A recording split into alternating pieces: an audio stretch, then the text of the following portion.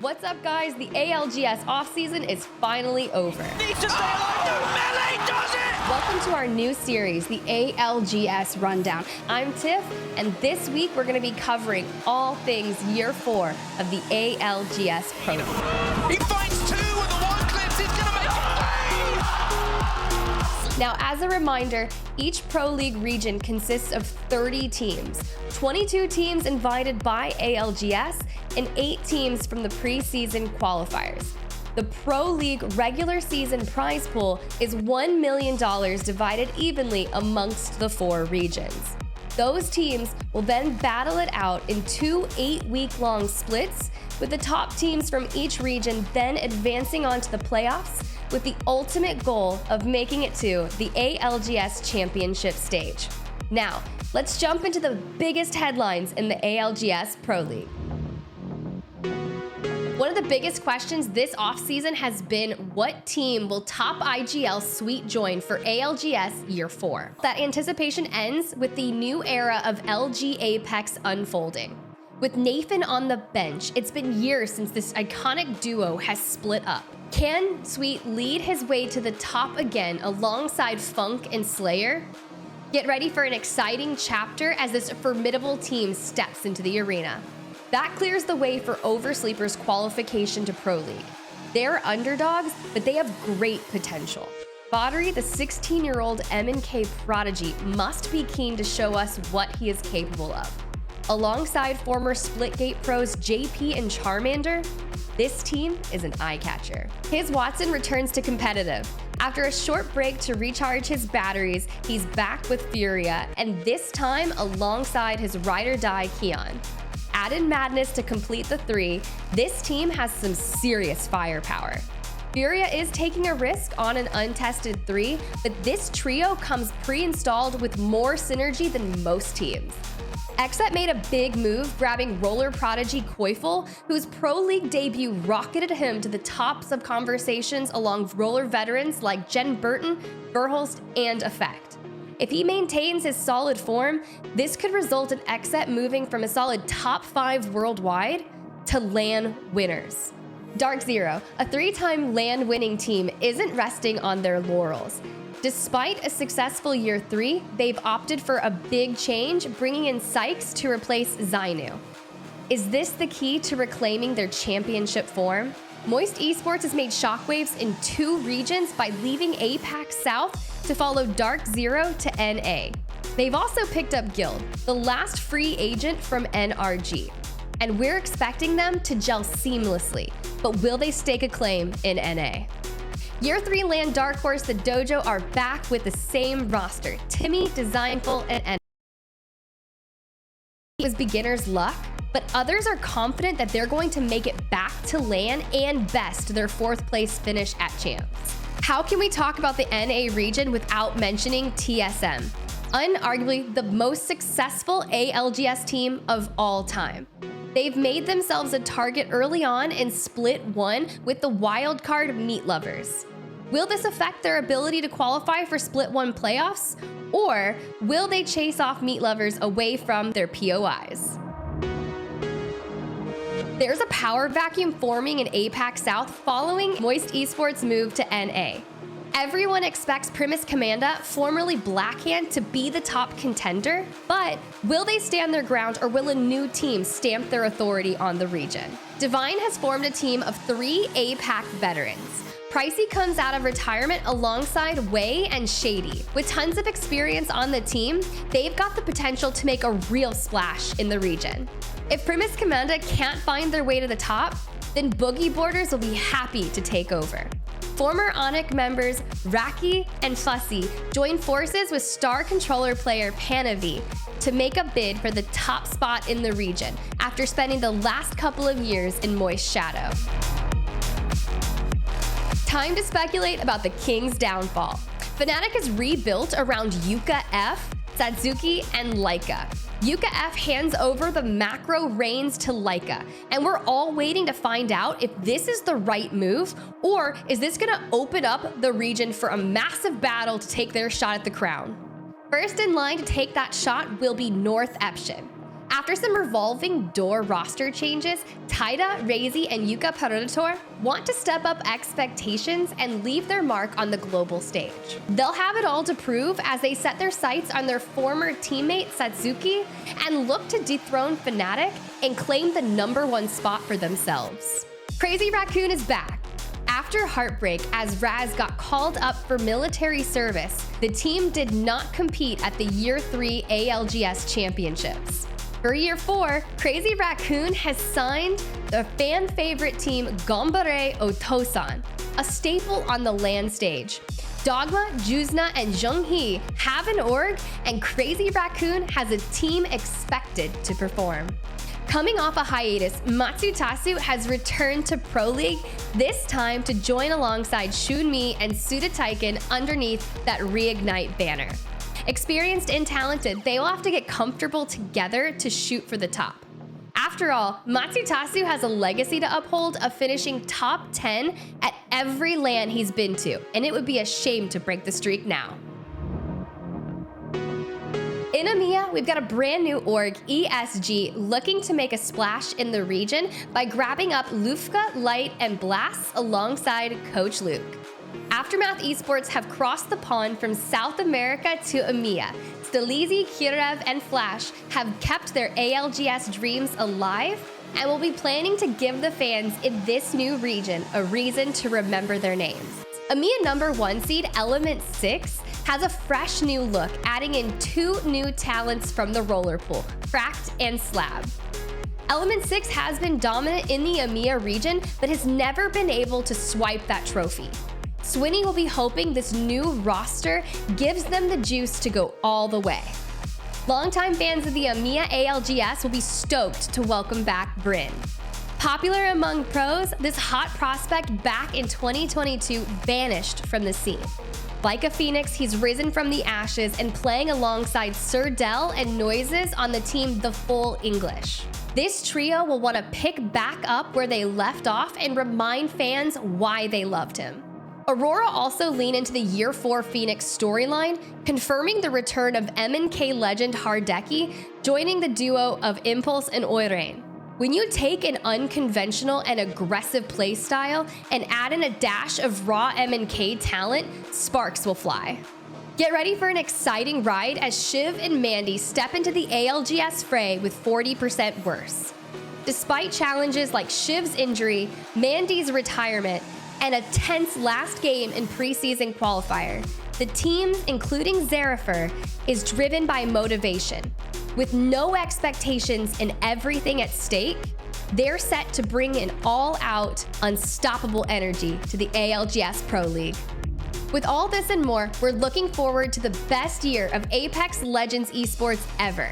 Find us on YouTube, Twitch, and Twitter, and be sure to follow us for the start of Year 4 ALGS Pro League on January 20th. See you there.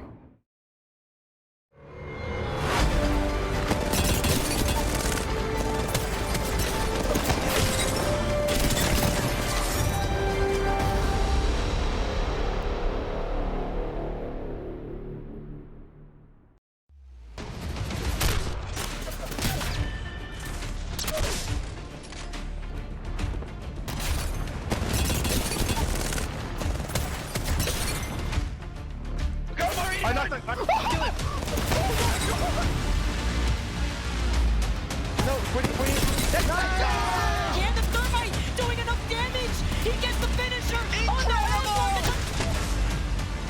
Oh my god.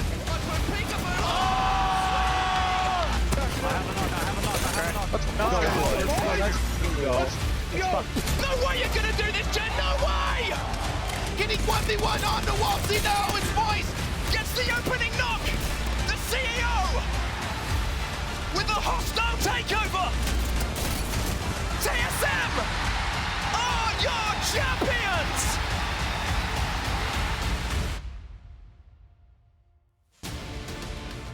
Welcome to year 4 in the ALGS. It's split 1, and it's time to get underway with the best that Battle Royale has to offer in the world. My name is Rain Day, and I am so ready after a long off season and a brand new year. Happy New Year, by the way. It's a chance to see stories unfold, maybe new stories that we haven't seen before, and maybe tried and tested stories that have passed on from just normal consideration into a mythos that will not be able to be competed against. Will the likes of TSM raise their trophy again, which is where we left them just a few months ago? Or will we see all the roster changes, all the swaps come to fruition for a new team to make themselves a chance at having glory?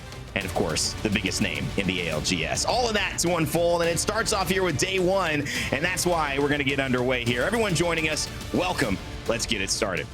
All right, of course, I've got to bring in my duo who's going to be working with me all day long. We had Amia earlier, and now it's a chance to go back to it in North America. Of course, Mark, Onset Hatcher, bringing the play-by-play. Mark, it's North America. This is where the champions reside. We're going to have a whole year to see if that stays the same. Yeah, it's a team with a target on their back for sure. TSM, of course, are champions, but if you have been living under a rock for the last few months, ever since Champs, where we saw them lift that trophy, so much has gone down with the competition. So many team changes, so many org changes, so much has happened to try and close that gap and make them feel more under pressure than ever. It's going to be an amazing season, and I'm sure this is going to be a day to remember too. And of course, for those who didn't see the introduction in Amia, alongside Mark, Dan's been holding it down as an amazing color commentator. He's won the Esports Award for color commentary last November. So congratulations right off that. And Dan, again, a fresh start, not only to the ALGS, but to a year for all of us to get this action back.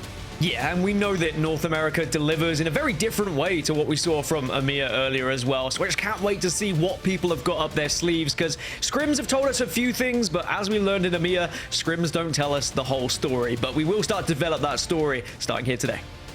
Yeah, that's one of the interesting elements about live. Whether it's a show, whether it's a tournament, an event like this, you always see different results than practice. It's just one of those exciting things that makes sure you have to keep your eyes glued to the screen. For those joining us and maybe not familiar with how the ALGS runs, or if you've had a couple of moments in the offseason where now you're trying to get back into the flow, we've got a perfect video to set up how the course of this season will take place and transpire, and ultimately how you'll get to the prize play in the Split 1 playoffs. The Pro League is comprised of 2 regular season splits. The Split 1 regular season features 4 regions made up of 30 teams, seeded into 3 groups of 10 teams each. Pro League teams will begin by competing in a triple round-robin format, where each group plays a match series against every other group 3 times. After these matches have been completed, the top 20 teams, according to the regular season standings, will compete in the regional finals. At the conclusion of the regional finals, 40 teams, including teams from all 6 ALGS regions, will have qualified for the Split 1 playoffs.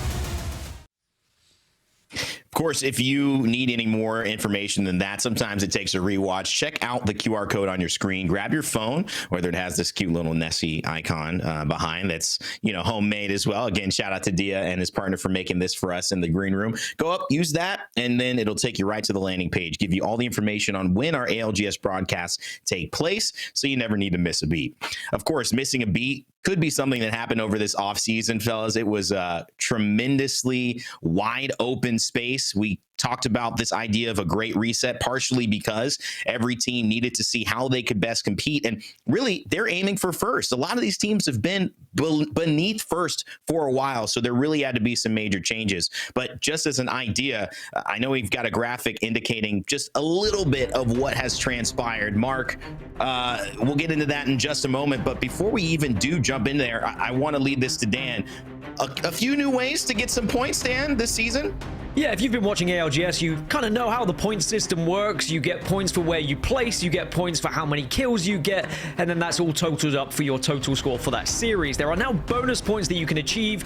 If you get over 50 points or greater over the second place team, you're awarded with an extra bonus point, and you can also get a bonus point for every match you win over 50%. So if you win 4 matches, you get a bonus point. If you win 5 matches, you get 2 bonus points, and probably with 5 match wins, you're probably going to be 50 points over the second team as well, Rain Day. So some bonus points are there available for people to get them, just to keep on trucking and to reward those teams who truly dominate their groups. I mean, it's just that simple. I mean, 5 match wins, couple of bonus points. I mean, there it is. Split 1 playoffs, you just win that. You win champs. Seems like the season is starting off pretty simple. I teed this off a little early, Mark, but I want to get into it now. The roster changes have been significant. Walk us through. We've got a graph to support this, but walk us through, I mean, just the concept of this great reset and how many teams have made swaps over the course of these last few months. I mean, this beautiful graphic, shout out to Tanya, by the way, for doing that on Twitter, but it kind of indicates the carnage that's gone down, right? These are our roster changes on our partner teams. There are so many more that have gone down, but they're the big names. They're the ones that are in front of you right now. Something to note, of course, Moist moving over to North America as well to compete, and Guild has joined that lineup. You've got Complexity making big changes. FaZe, who just announced their roster as well. Zero Tricky Pandas, and of course, Snipe Down still there holding it down. And then you've got the likes of Dark Zero, massive change for them as well, picking up Sykes over from Xset, who then in turn look at Sentinel's roster and go, hey, you know what, we want to take Koiful away, and that's exactly what they did. There has been so much that's gone down. Didn't even get to mention Furia or DSG. It's crazy, honestly. You won't see many off seasons that make this many changes at the top, so get ready for a roller coaster. I mean, I just want to shout out too that one of the talent in R6, Jess Goat, I think she's been nominated as well. She mentioned if I had something like that on my broadcast, I would be so grateful. So Tanya, again, big shout out to you, and big shout out to our production team for allowing that visual to make something that's very confusing a lot easier to read in the off season. It is a little bit hazy, and however, I think it leads us back to conversations that sometimes are not. We come into North America with a clear focus on maybe who the top teams are, teams that are absolutely familiar faces, and you cannot mention North America or ALGS without these 3 rosters: TSM, Imperial Howl, Reps, and Verhols. They went back and forth against Dark Zero to see who would be the best last year. Championships sealed the deal in dramatic fashion in September of 2023. What a performance. They are certainly the team to beat, but they've been known to have slumps, whether in the beginning or in the middle of these split ones. So will they start off strong is our question today. Optic Gaming, they finished 2nd place, and notoriously them and NRG could have actually ended the tournament before TSM had that amazing back-to-back wins to seal the deal, but dropped Skittlecakes and not finally finding the rhythm that they wanted to. Dropped, leaving SSG and finding a real great home in Optic Gaming, but disguised, or should I say 100 Thieves for It's Timmy, maybe both. He's representing dual orgs, one competitively, one for content, alongside Designful and Enemy. A 4th place finish in championships. These guys are real, and it was actually a real good surprise for us to see that they would be joining this guys, because most people didn't think it could happen. In fact, the negotiation tactics were pretty impressive. We have some behind the scene footage of how it all took place. Nice week. As you may have heard, DSG's got an Apex team. Yep. But I got no players. You called the right guy. All I do is watch Apex. Albert Lely, 5-time champion, former TSM member, phenomenal player. That's pretty good. I would say. Does he get much viewers on Twitch? I'm not, I could check. I mean, I don't know if that, okay. Clout's everything. Let me get another one. Former FaZe member, Phony, Clout, FaZe, goes hand in hand. Top 5 at LAN. Pretty good. How many Twitter followers does he have?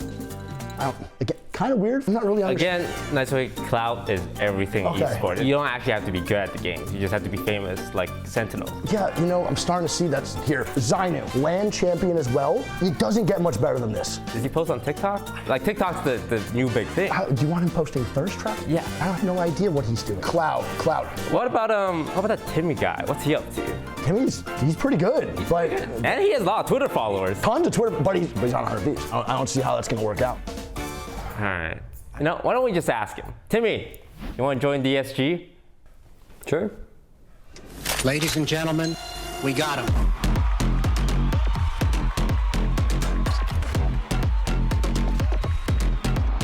The naturals. I got the one-liner. You killed it though. Me in that chair? Yeah, 50 takes. No, you're good, bro. I love it there. You know, Disguise, he drives a hard bargain toast. Make sure you got to have the Twitter followers. It was almost going to be Zainu Thirst Traps on TikTok. Dan, I'm glad we went a different direction here, but it seems like Timmy and his squad, Dojo, formerly, have found a good spot. Yeah, definitely. And I like the 100 Thieves have allowed it to happen as well, because it means that we get even more coverage from different organizations joining DSG. I mean, actually, Disguised Toast, who won an award at the Esports Award as well. Yeah. Great to see new organizations coming into play and making sure they have a solid squad here in Apex. I'm excited to see what they can do, though, because they're one of the few teams that have stuck together throughout all the roster mania, and I'm sure that we're going to see some great stuff. In fact, let's head over and take a look at what we did with Timmy earlier before the season started. Hear a little bit about him and his thoughts on Disguised. Hey guys, it's Timmy here. My teammates are Design, Enemy, and our coach is Bronzy. We are on the team Disguise, also known as DSG. It's honestly a great feeling, you know, me, Design, and Enemy, and Bronzy get a org to represent. They're going to do their absolute jobs to really put us out there, and we get to just focus on winning. So I think me and the boys are gonna go crazy this year, and I'm really excited. It's really cool, you know, like I never thought I could be on 2 orgs at once, but you know, 100 Thieves was really kind to let me compete on DSG as a pro player, and you know, there's a lot of back ends, you know, have to meet, but at the end, I do think it's a really cool opportunity, and I'm really excited to be a content creator for 100 Thieves and do my best for them, and also compete on DSG. Obviously, so much from that story, but Mark, more stories in terms of new contenders here in North America to talk about. Yeah, certainly some squads to keep your eye on right now. Native Gaming, I want to talk about them because Klein and Mamba, we know them as the duo, but Rambo is back, everyone. The man with the hair and the man who loves to frag. He is back in the ALGS, and he's going to be certainly a player to keep your eyes on. PLP, a team which is made up and IGL by Phony. Frex is going to be joining him, and Zainu, the LAN champion, will be on that squad. Very excited to see what they can do, of course, led by the IGL in Phony. And then you've got, of course, Moist Esports moving over, I mentioned, from ANZ, and they're picking up Guild, who's not too bad of a player himself. Obviously, the ex-NRG man joining the 2 Aussies as they compete in North America for the first time, trying to follow in the footsteps of Dark Zero. And then from new contenders, we've got our new beginnings, but you could arguably say some of these could be new contenders as well. Dark Zero, how can we not talk about Dark Zero? Carrying on the same path as they had before, picking up another controller player as a replacement, Zero, Jem Burton, and Sykes. I think they are going to be a squad to watch. And then the return of his Watson, Furia. They really pioneered the way of play back in the day when his Watson was at his very best, and I'm excited to see what they can do here in Pro League alongside Madness and Keon. Of course, Madness is an IGL. Impressive to say the least. And then LG, the announcement was finally made. Sweet makes his return alongside Slayer and Funk to put together a very impressive squad. But will it work when they get out of the dropship? I can't wait to see it, Rain Day. Pretty amazing stuff from, I believe, just Furia. That comeback from his Watson, I'm keeping my eyes on that so much here. But all to prove, this is somebody, and these teams are people that really you need to pay attention to. 2 out of 3 of our EMEA All the Proves actually ended up in the top 10, and I think this is a great sign for teams knowing that they've got to make a strong start. GKS, Saucer, Sleepy Panda, Chaotic Much have to show up big today. Zach Mazer on Elevate Gaming, he's had leadership opportunities from Cloud9 and huge rosters. Can he do it with Shubi and Zap this time around? Finally get what he needs to get going there. And Mark, you know, Meat Lovers, they're kind of an enigma, a story of their own. They certainly are indeed. You talk about all to prove. Tech's been trying to prove himself for so long, and he's got 2 new players alongside him to do exactly that. You've got a man who isn't too unfamiliar with a shotgun, but it's going to be a Nasher swapped out for a Peacekeeper or a Mastiff. For A1's a former Gears of War man there himself. And I think Meat Lovers, understandably, all to prove, very hot contest story, as we know, with a certain 3-lettered name team. We'll have to see how that pans out in the following game days that we have. But today, we're not going to see that. TSM are going to have a home for themselves. Yeah, very, very interesting. One of the first active 4-man rosters that we've heard about. We'll see if that ends up showing up. Will they change? We have time to figure that out. But of course, today we'll take a look at groups A versus B, and let's just zoom in on who's in each group. For our viewers at home, we've got Group A featuring LG and, of course, TSM. That's in our, I almost said it again, LG Sweet and TSM Imperial Howl going back to back. We know the friendly rivalry there. They will play in Group A whenever you see them around. Group B as well features, like everyone, some star-studded teams, from Dark Zero all the way to Optic Gaming, the newly formed FaZe, Monsoon, and his squad of Complexity. Not a lot of time to overall get things going, he had mentioned earlier in a tweet, but they feel confident that they've been putting in the work this week to make things happen. Group C, they will not debut today. That will be next weekend. But that's, if you're waiting to watch, it's Timmy, Gilderson, Swaltzy, those big names in Apex. And hey, is Watson, and how that works out, that is Group C for you. They will debut next weekend. But Dan, eyes on Group A versus B today. Anything stand out to you before we jump into game? Certainly the obvious ones, TSM, Optic, is their fine form going to carry on here into another year of ALGS. I want to see what Complexity have to offer. Very excited always to see Monsoon on our screens. LG will have a big question mark above them as well. What can they prove to us here on the first match day? And I'm sure Mark agrees that this could be a chance for Dark Zero to certainly prove what they're made of as well. Yeah, Dark Zero, very, very dangerous team. Want to give a shout out to Elevate Gaming as well. Been performing very, very well in scrims, and I think keep your eye on them. Even though, you know, there's a few players on that team that you're looking at who may have had some tough times, shall we say, and a little bit of, you know, a swap of rosters, maybe some players and teams and fans not believing in them. Well, they've come together now and they are performing and putting in some results. So I have to see if they can do that on game day when it really matters. We've seen EMEA. We saw how even that was, despite it being Element 6 winning, but so many teams within that top 2 to 6, so close, could have taken it. North America, I expect a similar thing, but sometimes we do see a few teams stand out from the pack, at least in the early days. But one thing is for sure, this is where our champions have come from this last year. All of our LAN champions have been playing in North America. Will that stay the same? Either way, we know we're going to get some juggernaut gameplay going on here. So without further ado, fellas, let's kick it off. Let's kick year 4 into gear, and our first split, our first day. Mark, Dan, take it away.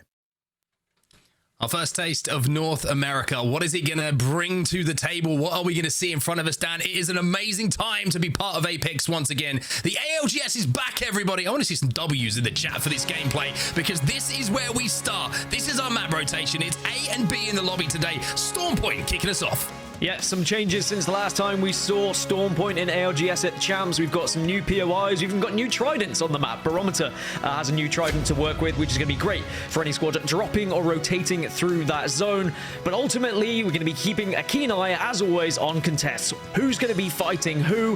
Which teams are going to be able to get those early fights out of the way? And how will it affect them as things go down? As far as I'm aware, we have potentially 2 contests happening in A versus B at the wall between Casual and Temper, and Northpad between Secret Formula and Eternal. So both of those teams will have to keep an eye on in the early fights. We certainly will indeed, and there is a Lightning Rod, which has had a few contests going down over the last few months of scrims, but today TSM will call that home. See some of the new POIs as well as we fly our way around Storm Point, right in the center of the map there. Beautiful little POI to call your own if you can get it. And elsewhere, you can see all of this that you can see on your screen right now essentially becomes one POI. You can see why TSM was so happy to fight for it. But match 1 is alive, everybody. The dropship is ready. It's a new season of the Apex Legends Global Series here in North America. Gaskin, take us away. And dropship path is always very important as well. This one is going to be very far for the likes of teams that are going to be dropping over towards Sonota Cave. Barometer, for example. If you can drop early, loot up fast, it can be very important for your rotation. Speaking of dropping in gaming, they will be dropping fast and they'll be looting up and they'll be taking the fight. Here is the contest. 2 shields going to be broken. Stunny doing some really good work with that rampage. He doesn't get the knock though, and he's only got 7 bullets left, so he's going to have to retreat to one of these bins, and somehow or other, slightly surprising not to see a knock in that situation, Dan, considering the damage that was done. Yeah, this is a contest I wasn't expecting to happen down at Echo. No one taking Coastal Camp, so maybe it's an attempt to assert dominance here, and then if you do win the fight, you can move on and continue your loot path. DNO on the other side of this. Purple mag on the car, by the way, which certainly can very, very easily destroy a white shielded player. However, the Peacekeeper going to poke, and the Peacekeeper going to hurt. Cross has to retreat now, and Duplex is going to have to hit the Q to keep him in this fight. But the damage is all on one side at the moment, Dan. You can say DNO not really in this fight. And this is something we were speaking about in EMEA as well, how elongated these fights can be because of Conduit. We've got the ability just to shield up your team and make it even harder to get a wipe. And at the moment, it's at a standstill, just staring at each other like dogs through glass, waiting to try and attack one another. And now you're going to see they see an opportunity because one player has left, so there might be an opportunity just to create a 2v1 scenario. You Dropping Gaming wanted to take it, but weren't quite able to. Now you're looking at the meds and the backpack to see who is going to be able to heal up, because the amount of damage that has been done by Dropping Gaming, you feel like, I've got to run because they just won't have the meds to heal here.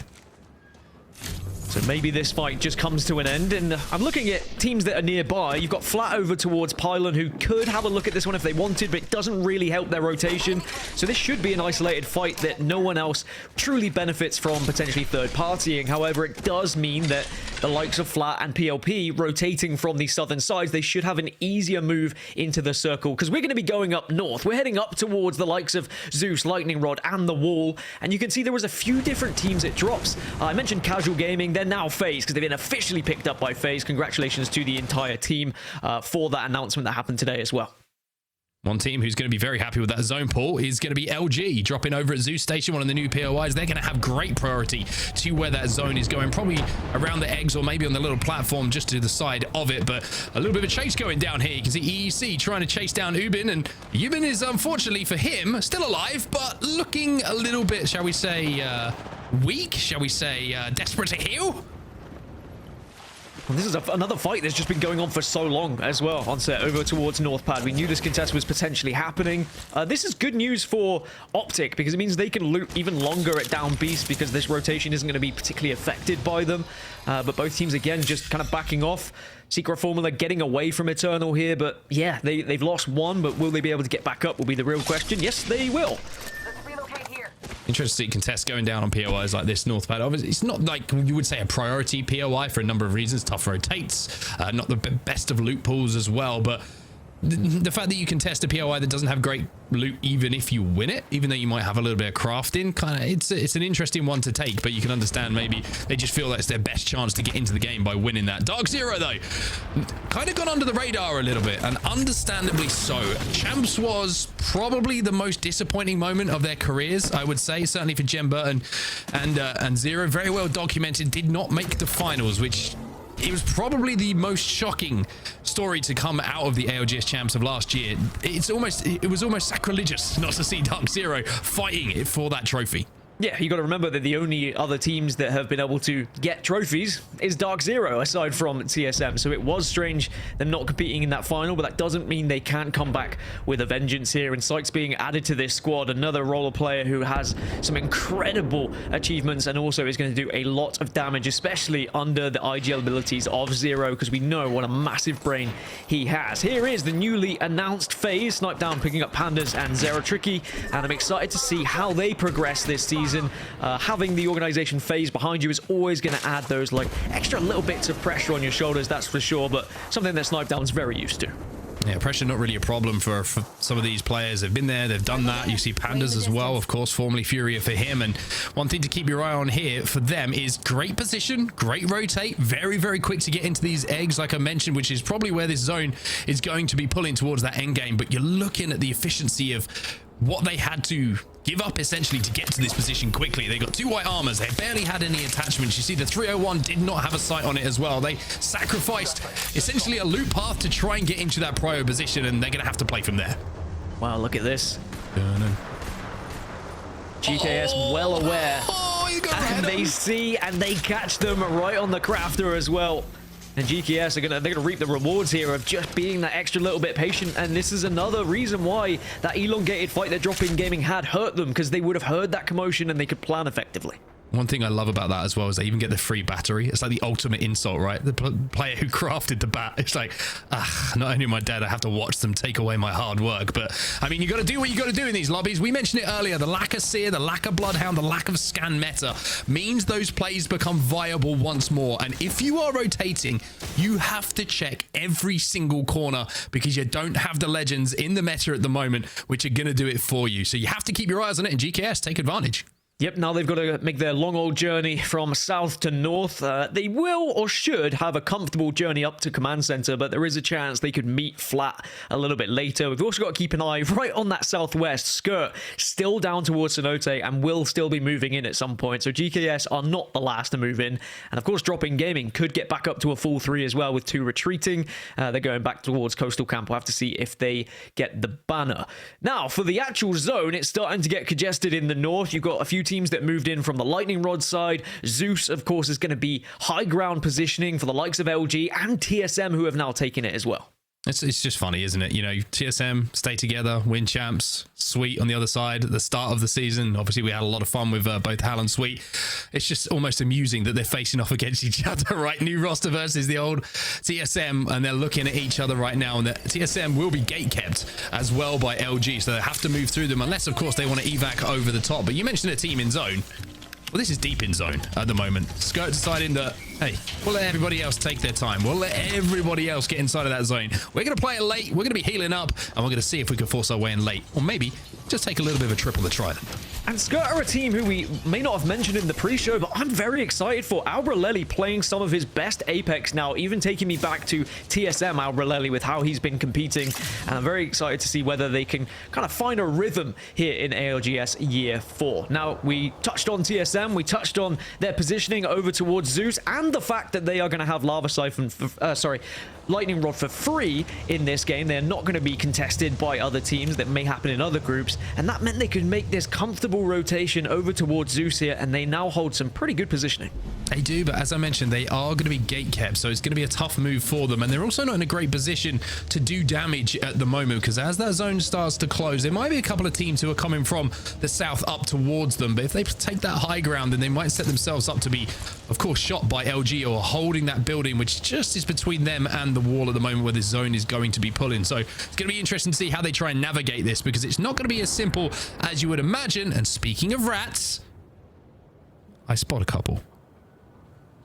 I don't think it's physically possible to be closer to one another, whispering sweet nothings in each other's ear, as now TSM are going to make that rotation around and out of zone that you were talking of, but there are teams in this area, so you really need to have a game plan here. Yeah, they do, and there's going to be multiple teams inside of the buildings. The thing is, though, if they can land and they can reset, there's an opportunity for them to fight for one of these spots, right? We mentioned how FaZe were inside of one of those buildings. PLP, I believe, were inside of one of the buildings as well, and they didn't look too strong when it came to armor, so if TSM can reset here, then they might be able to fight for one of these priority positions, but they've already had to use the Dark Veil on the Catalyst to make sure they could reset. Now they have to be aggressive as the zone starts to push behind them. Yeah, notably, they're not in zone, so FaZe is probably going to be their target, but you're right, look at the armors. Pandas, Zera, both on whites, and now here comes the TSM push, and they'll take the high ground.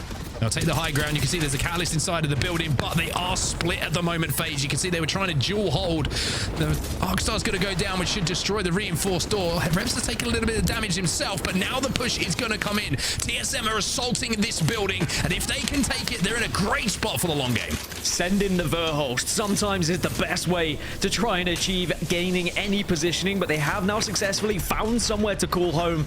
But this isn't really a fun position to hold. You can be poked and prodded from the guys who are up top, who can maybe toss nades down below, but perhaps don't have much utility considering what we've seen from their armors as well. TSM really want to try and push this one. They don't want to have to reside with some neighbors. Yeah, you can see that the idea here is to smoke out and then send in Reps, who's got that digi threat, and now they're going to try and take this fight. A little bit of chip damage being done, but Verholst decides it's not worth committing to that and going down and giving up this game. So now TSM, they've assaulted the building, they're taking the first floor on the second. Let's see what the next move is with a listening with TSM. Hold on. Q on the drop down. Get a Q on the bottom floor. No more nades. Could someone give me an arc? Here. I don't have my only any. nade. It's my only nade. Thanks. They still up? Top? They've got to be. I can smoke check it. I'm a smoke check. They have to be up there. Yeah. I'm kicking this door. It's reinforced. I didn't hit anyone with a smoke. They have to be in there because there's nowhere else for them to go. There's nobody in the nut. No, wait. It's actually someone in the nut in the top floor. Okay. Can we like queue up and full send this? Why'd you break this door? It's there. It was there reinforced. Okay. Can you reinforce that or something? I don't think anyone's above us. Can we queue up here and just send I have it? 10-second smoke. I don't think it's worth it. It doesn't even matter. Okay. I'm looking. You can throw your Q and just check, Kevin. No one there. No one there. Okay. They're in the other nut. The top floor. Across. Here's someone below us. Pretty sure I heard someone below us. I'm going bottom floor. Evan, you should anchor bottom 4, I think, so you can play. Outside on the right. Right here. Absolutely love that listening, because it shows like the process you have to go through, but it also shows without a scan meta, Dan, you're never quite sure if there's someone behind you, if there's someone above you, and you have to be so careful on checking everything as you move into a position. I just love that you can just throw your Q up and find out, dude. It's just the little things between these guys. There's some damage being put out by Eternal here as they're starting to find people running in from that red, and it's going to be Optic who are taking damage and losing players. Yeah, Optic not looking good at this point. They should be able to get the finishes pretty comfortably as well, and it's just about not overextending, not giving an LOS, and not throwing away a knock. If you can do that, then you're going to be in a good position. That's exactly what they do. Optic Gaming, who are going to look back, of course, in history at Champs and think what a missed opportunity it was, but they've got a chance to make up for it, but first game does not go their way. So TSM have successfully found a home, but FaZe also quite rightfully moved away because they recognized there was some aggression below them and they weren't really equipped to take a straight fight. But speaking of fights, Native Gaming, they've lost one. PLP getting aggressive and doing the damage here. Yeah, PLP, a team I'm pretty excited about this season. I think there's a lot of potential in this lineup, not just fighting-wise, but some of the positions they put themselves in. And this is going to be the tunnel, which kind of forces its way into the wall. A lot of work has to be done to get through here. You can see a lot of teams are already in the vicinity. Native Gaming will be one of the ones to not come out of this victorious, as it looks like PLP and the aggression they're showing is starting to pay off. Zonu with the 30-30 and the car in his back pocket, a real threat in the lobby at the moment. And, you know, I'm so glad that Zonu landed on his feet, landed on a team like this. It was still a surprise for me that Dark Zero made that change, but it was quite right. They felt like they had to after not reaching the goals that they had set for themselves. So we'll have to see how Zonu does on that new roster and whether he can find himself being a LAN champion once again. Now, round 3 closing, 20 seconds left, so teams are starting to be forced in from the south. Oxygen, Flat, PLP, they're all in that tunnel you were speaking of, and they're all taking damage. Yeah, you can see everyone who's in your view right now. FaZe, TSM, EA, EC as well. Dropping Gaming eliminated in the meantime. They have to move north. They have to move uphill.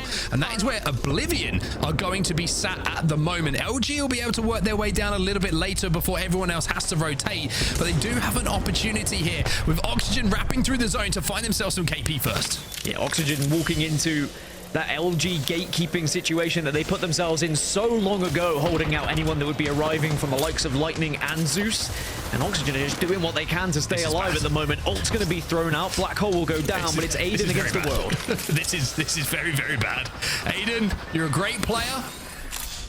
But unfortunately, this is going to be the end of the game for Oxygen. Sweet's going to swing out on this one and surely just finish off this damage, you would imagine. Although it's going to be very, very careful here, Sweet. And careful he is. Yeah, if there's one player you don't really want to take in a 1v1 fight, it is Aiden the Destroyer. You know what he can do. We've seen him in all sorts of scenarios. Now, this is the kind of cave situation we were talking about earlier as well. GKS will be approaching as the last squad from this southern side, and they should be able to clean up the pieces. PLP will go down, so will Secret Formula. 12 squads remain, and now the southern side is owned by GKS temporarily, but there is more players on the horizon.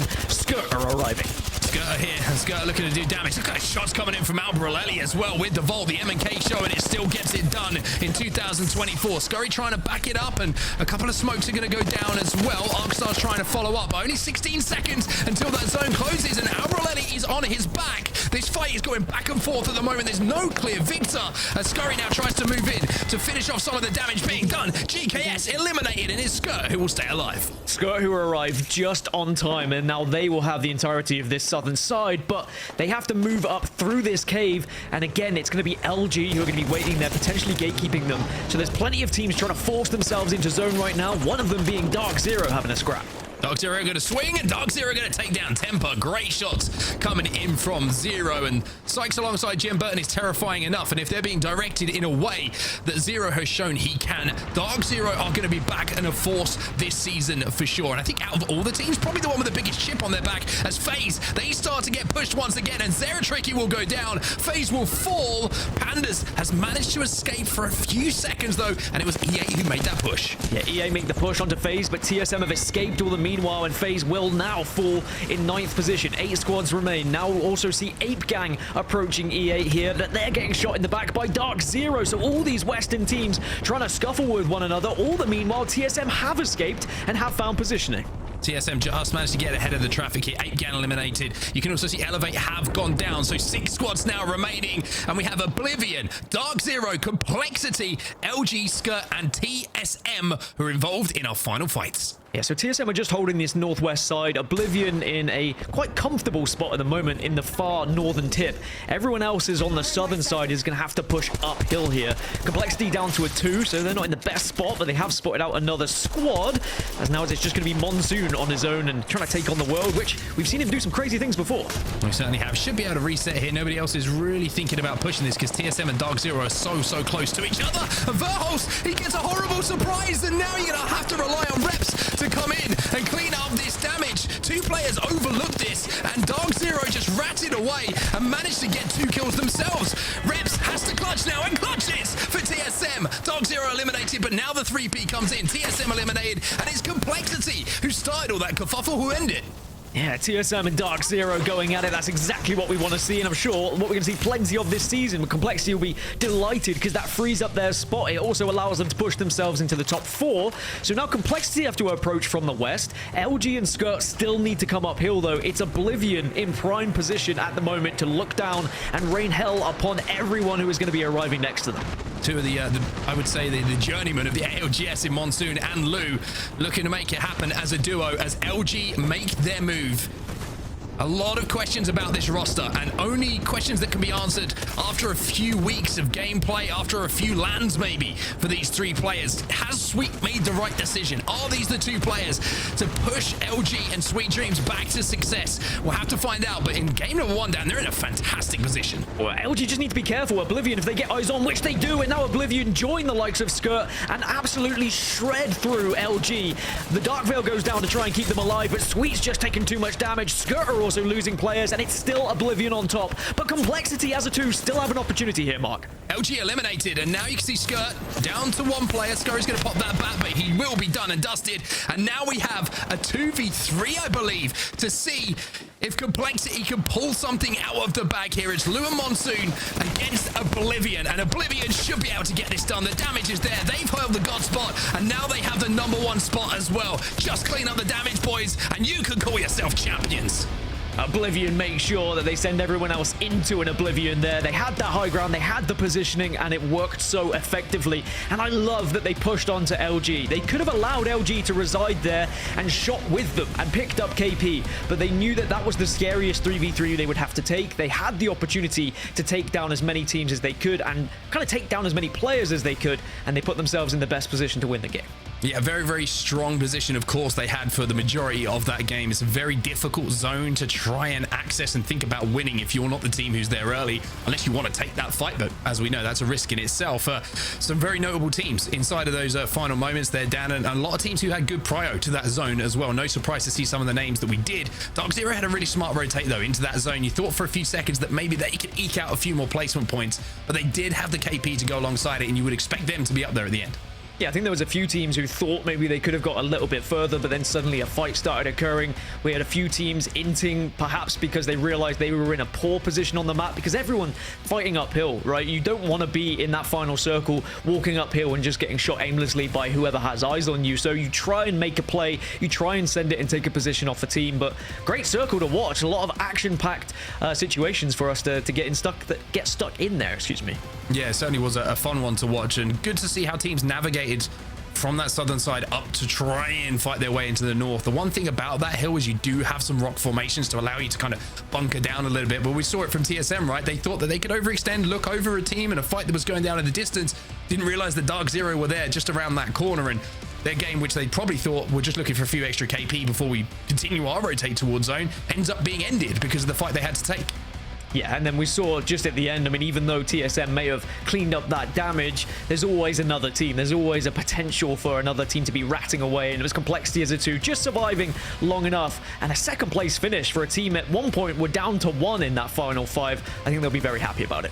Yeah, very good performance from Complexity, but it's Oblivion, probably the one name who we didn't talk about in the pre-show, understandably so, with all due respect, that come out on top and pretty much make us talk about them, make a name for themselves. We'll take a look at the results after the break, but it is time for us to jump away for a few moments before match number 2.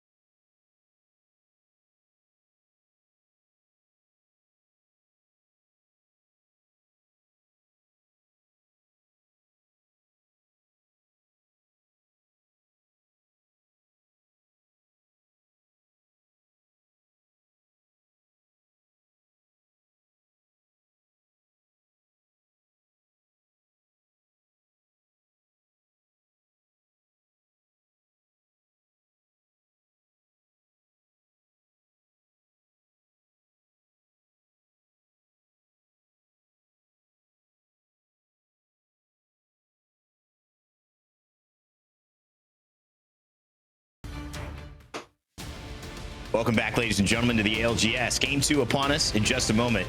Rain Day, Gaskin on the mic for this one. However, let's talk a little bit, rehash what happened in Game 1, Dan. We have some time. It wasn't necessarily what we expected. LG was in the mix. Even TSM was in the mix. Dark Zero as well. They ended up cannibalizing each other. And, you know, the win doesn't always go towards some of the bigger expected names, but maybe the most deserving, for sure, in terms of playing that final circle.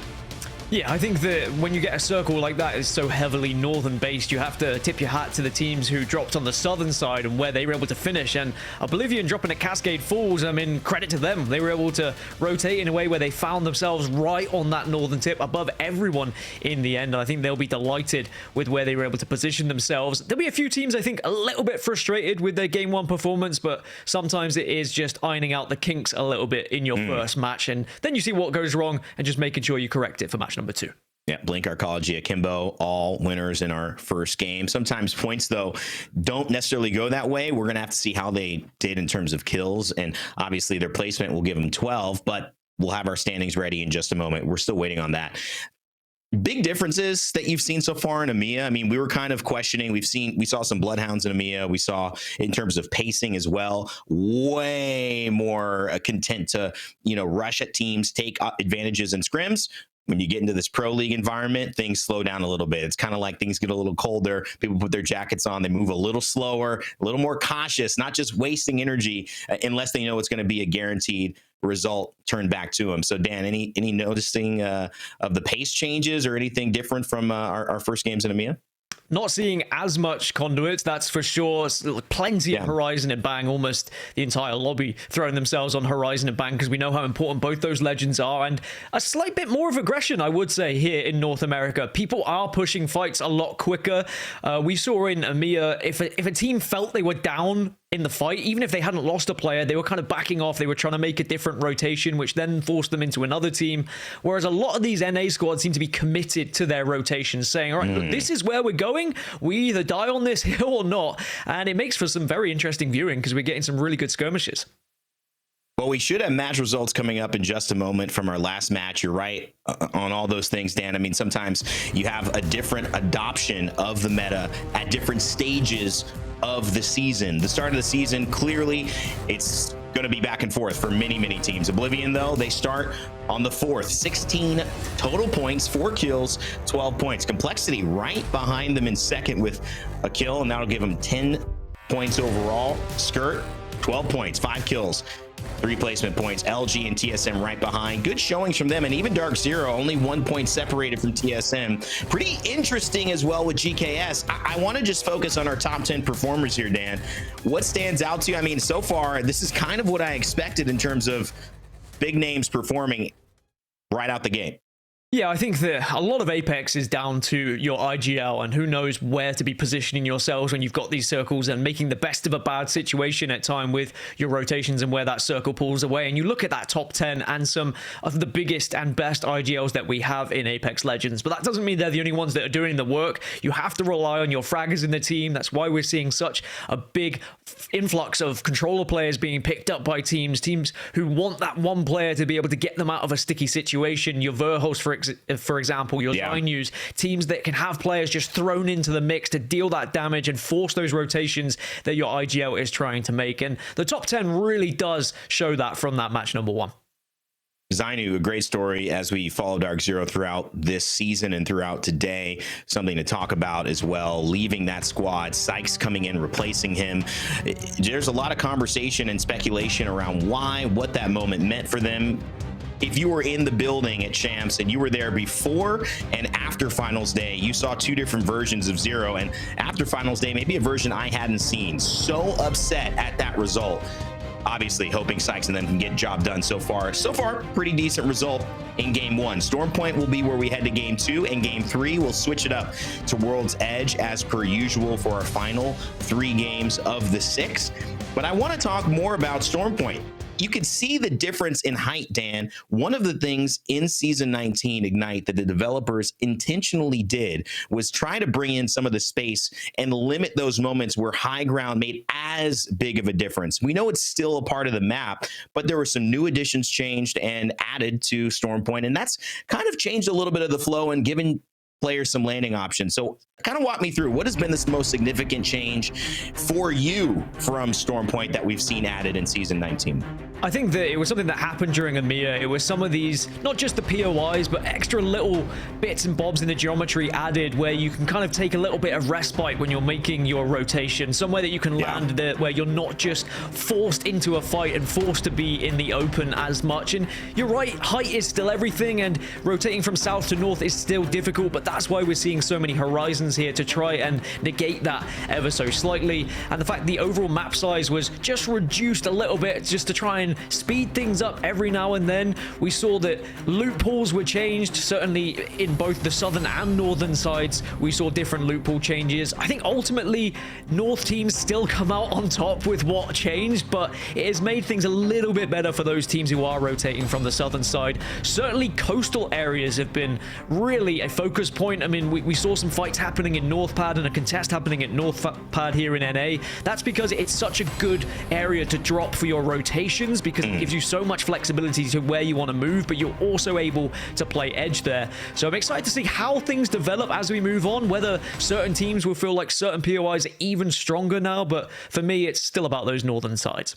I always find it so interesting having a chance. We've developed a relationship in our team with the developers and some of the map designers. We had a chance to have them out to championships, and we're doing more of those calls. But just in my experience, how maps are adjusted, and they have very intricate knowledge of where fights take place at almost every single turn, kind of like a heat map, higher heat signatures, higher fights. And they did do some very specific work on some of those hard rotations in Stormpoint to make things more defensible. The Forbidden Zone, a great example of that. If you go over into the Season 19 patch notes, you can actually see buildings constructed so that teams, even though they are rotating through what was a dangerous area, now with none of the prowlers that would have bothered you in there, and even if you do get caught in a fight, you have more ways to make a stand and not lose your ground and be caught out left hanging in that type of situation. So in overall, I think improving, player feedback and gameplay, but also I think for fans at home and learning this map, a lot that you could take from in terms of, hey, you know what?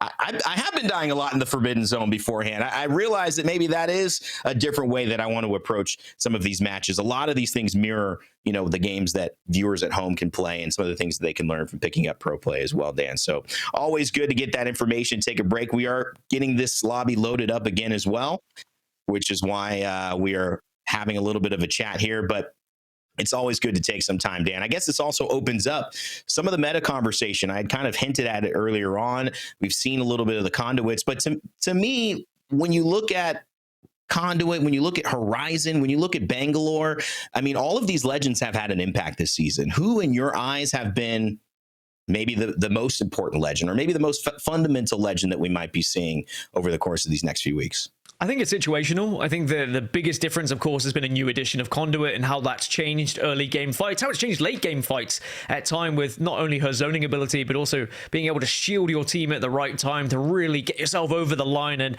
maybe have that surprise factor against certain squads where they're chasing you, they think they've got you down to one shot, and then suddenly you're essentially full shields again, and you can just turn on them and wipe them in that fight. But ultimately, it's got to be Bangalore and Horizon as the two staples, especially on Stormpoint. The smokes to be able to cross have always been so important on Stormpoint, with there being little coverage at times, and then Horizon to negate some of that high ground that you have to try and go up against other teams. But then we're starting to see other inclusions.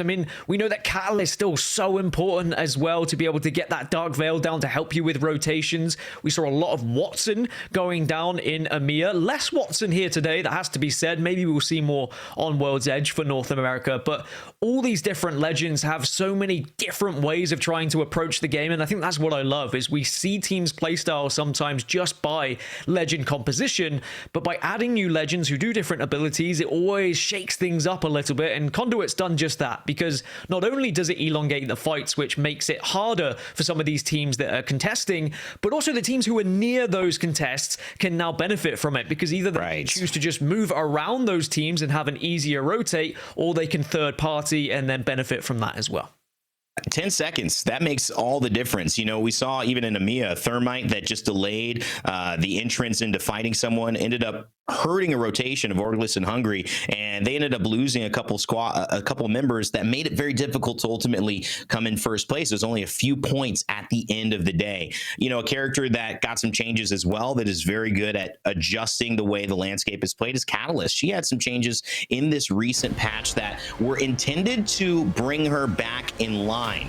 It doesn't seem like it's had much of an impact in terms of taking her away from the meta, but Dan, I think it's good to see just that there's some parity that the developers are continuing to eye on to make sure that no one character ever has too much of a day in the spotlight, kind of like we've seen over past years with Seers and Gibraltars and things like that have really dominated metas for years. And Catalyst. We had a time where Catalyst was almost at a 90% pick rate at one point, especially the fact that they've now kind of changed the throw range. I mean, decrease that by 50% is massive. It's You're huge. able to kind of throw that goo out and just really grief teams who are trying to arrive. Instead, she's a far more kind of passive legend at times, but still very, very important. Now, we are live, Rende. We're getting into the next game. Yeah, baby. Everyone has sorted things out, and we're into the dropship. All right, always fun to take advantage of the time where, you know, they're spending some quality time getting to know each other, talk about things, as competitors often do when they're not competing in the dropship. And now, as they fall from the sky and land in their designated areas that they've worked out beforehand, it's all business, baby. We'll see if there's another amazing performance from Oblivion back-to-backs. That would be a surprise. We've seen it before in North American days where an unsuspecting team not only wins once, but twice. We'll see if they've just got the rhythm. Another early engagement from Drop-In Gaming, though. Jayon, Crook, and Stunny. Stunny with the Massive and the Conduit. Already that damage taken away, but it will slowly add 60 shield health over time. So as you can see, Stunny has worked it back in. And so it's essentially still a white shield. Not too much lost, not too much gained here from Drop-In. And I think this contest says a lot about Devastated Coast and Coastal Camp from these teams, that they are happier to contest here at Echo rather than playing either of those POIs, which are currently free. This is just asserting dominance in the early stages here in Pro League, I think. Saying, look, we've been doing it in scrims, but now let's make sure we win these in match one, in week one, so then we can start to solidify this as our drop spot. Let's make them blink first and then retreat to a arguably worse POI. Do you think that this is a mistake in some ways that can only be done when you have the casuality of scrims as your reference point? Because I don't know, if you lose 2 of these in a row, you are not looking forward to the third one. It's not worth it if there are 2 POIs to the left and the right of you, even with worse loot, to just get 0 points across an entire map set in a day like this. We'll have to wait and see. And maybe at the end of the day, they'll just delay each other and kind of 50-50 this as best they can. It doesn't really help either team, Dan, but that seems to be at least the way things have gone for now as we transition over to another part of the map. A huge fight still engaging. We've got Sarah Tricky as well, the new FaZe squad. Snipe Down is falling down. Pander's still alive with the Conduit Q, and that's going to be a revive for FaZe, and Temper will go down as our first team eliminated in game 2. A little bit of bullets onto the death box as well, just to remind them of who took that one. But, I mean, answer to your question, contests are a really difficult one. They always seem like a bad idea, but you've also got to remember that because we're in round robin, essentially, where you play every group, right? If you can keep the same POI, it's always going to benefit you across those match days. But if you're changing back and forth, it could hurt you, as we speak of another contest that's happening over towards Northpad. It's Eternal going down at the moment. Only 2 players that are alive, but Carter trying to get this res off. So valuable to have the Conduit Q already ticking up. Did not have to hit 2 shield cells, which would have taken a ton of time. Could have obviously gone for the heal, decided not to, and it's going to play around the knockdown shields. The Horizon, Gravity Lift, not going to do a lot, but I'll tell you what, Carter's not missing any of those PK shots, and that's simply what determined this fight. So well played by Carter as well. The knockdown shield being faced as high up as possible and then just crouching underneath it, letting the other player use their bullets, wait for that reload, and then you re-engage with that PK, which can hit hard. And it is going to be Eternal who win their battle at Northpad. So we've got 3 contests happening on the map at Storm Point, but as I said, it could benefit you in the long run with a contest. It always looks silly when it's happening, but maybe as they go into another group, that POI will be theirs. And when you think about LAN, if you can take out that team, the POI could be yours for the rest of competition. position. But there's a long way to get before we get there. And speaking of a long way, Eternal are going to have to traverse almost the entire map as we're going down towards the southern side, kind of between Barometer and Station at the moment. A little bit of pylon in there as well, but you can see where the clutter is gathering as everyone trying to find themselves a position. It's a little bit of a toss up into the air as to what makes a better transition into the late game here. Finding a building that everyone is continuously trying to pressure, or taking your time. TSM electing to take time, rotating on the southern side with a Trident.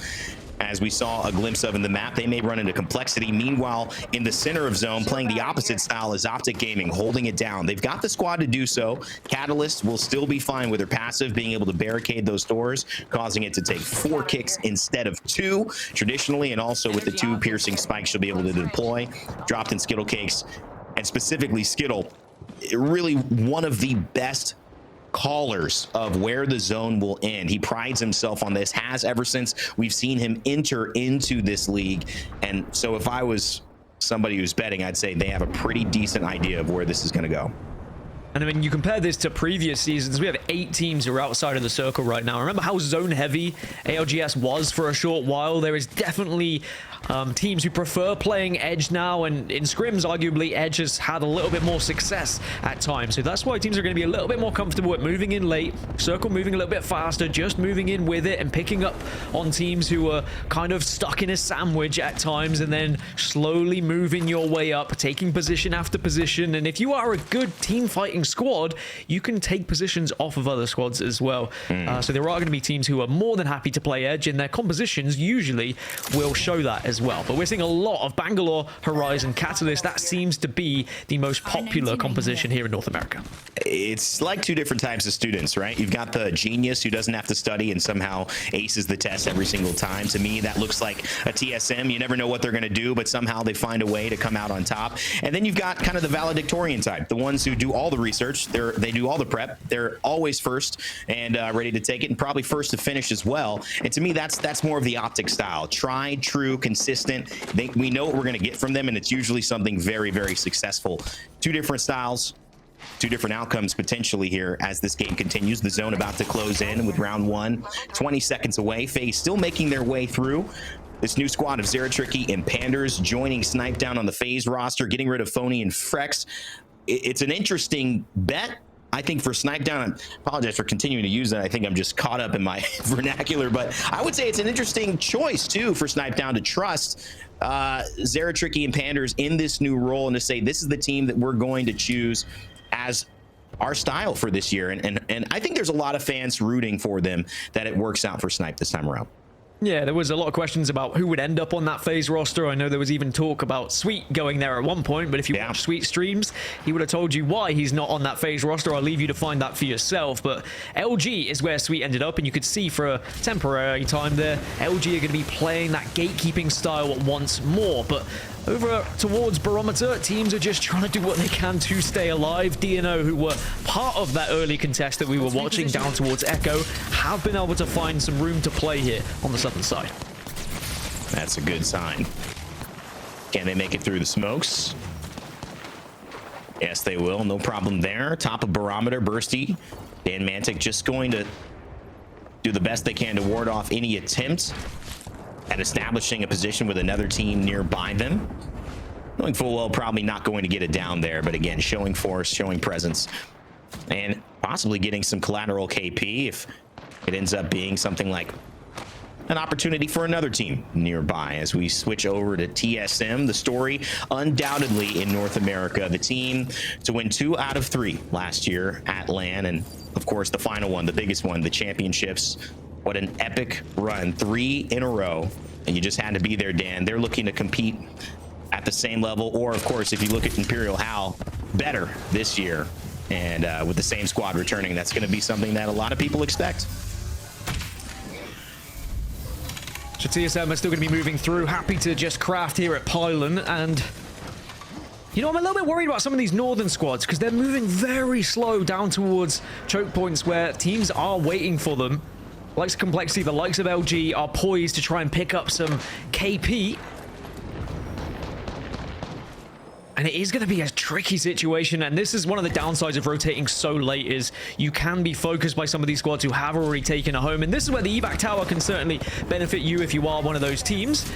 It's Eternal at the moment who are going to be arriving, and it's going to be LG waiting for them here, but they are shielded up and they are ready. Sometimes you can only be so ready.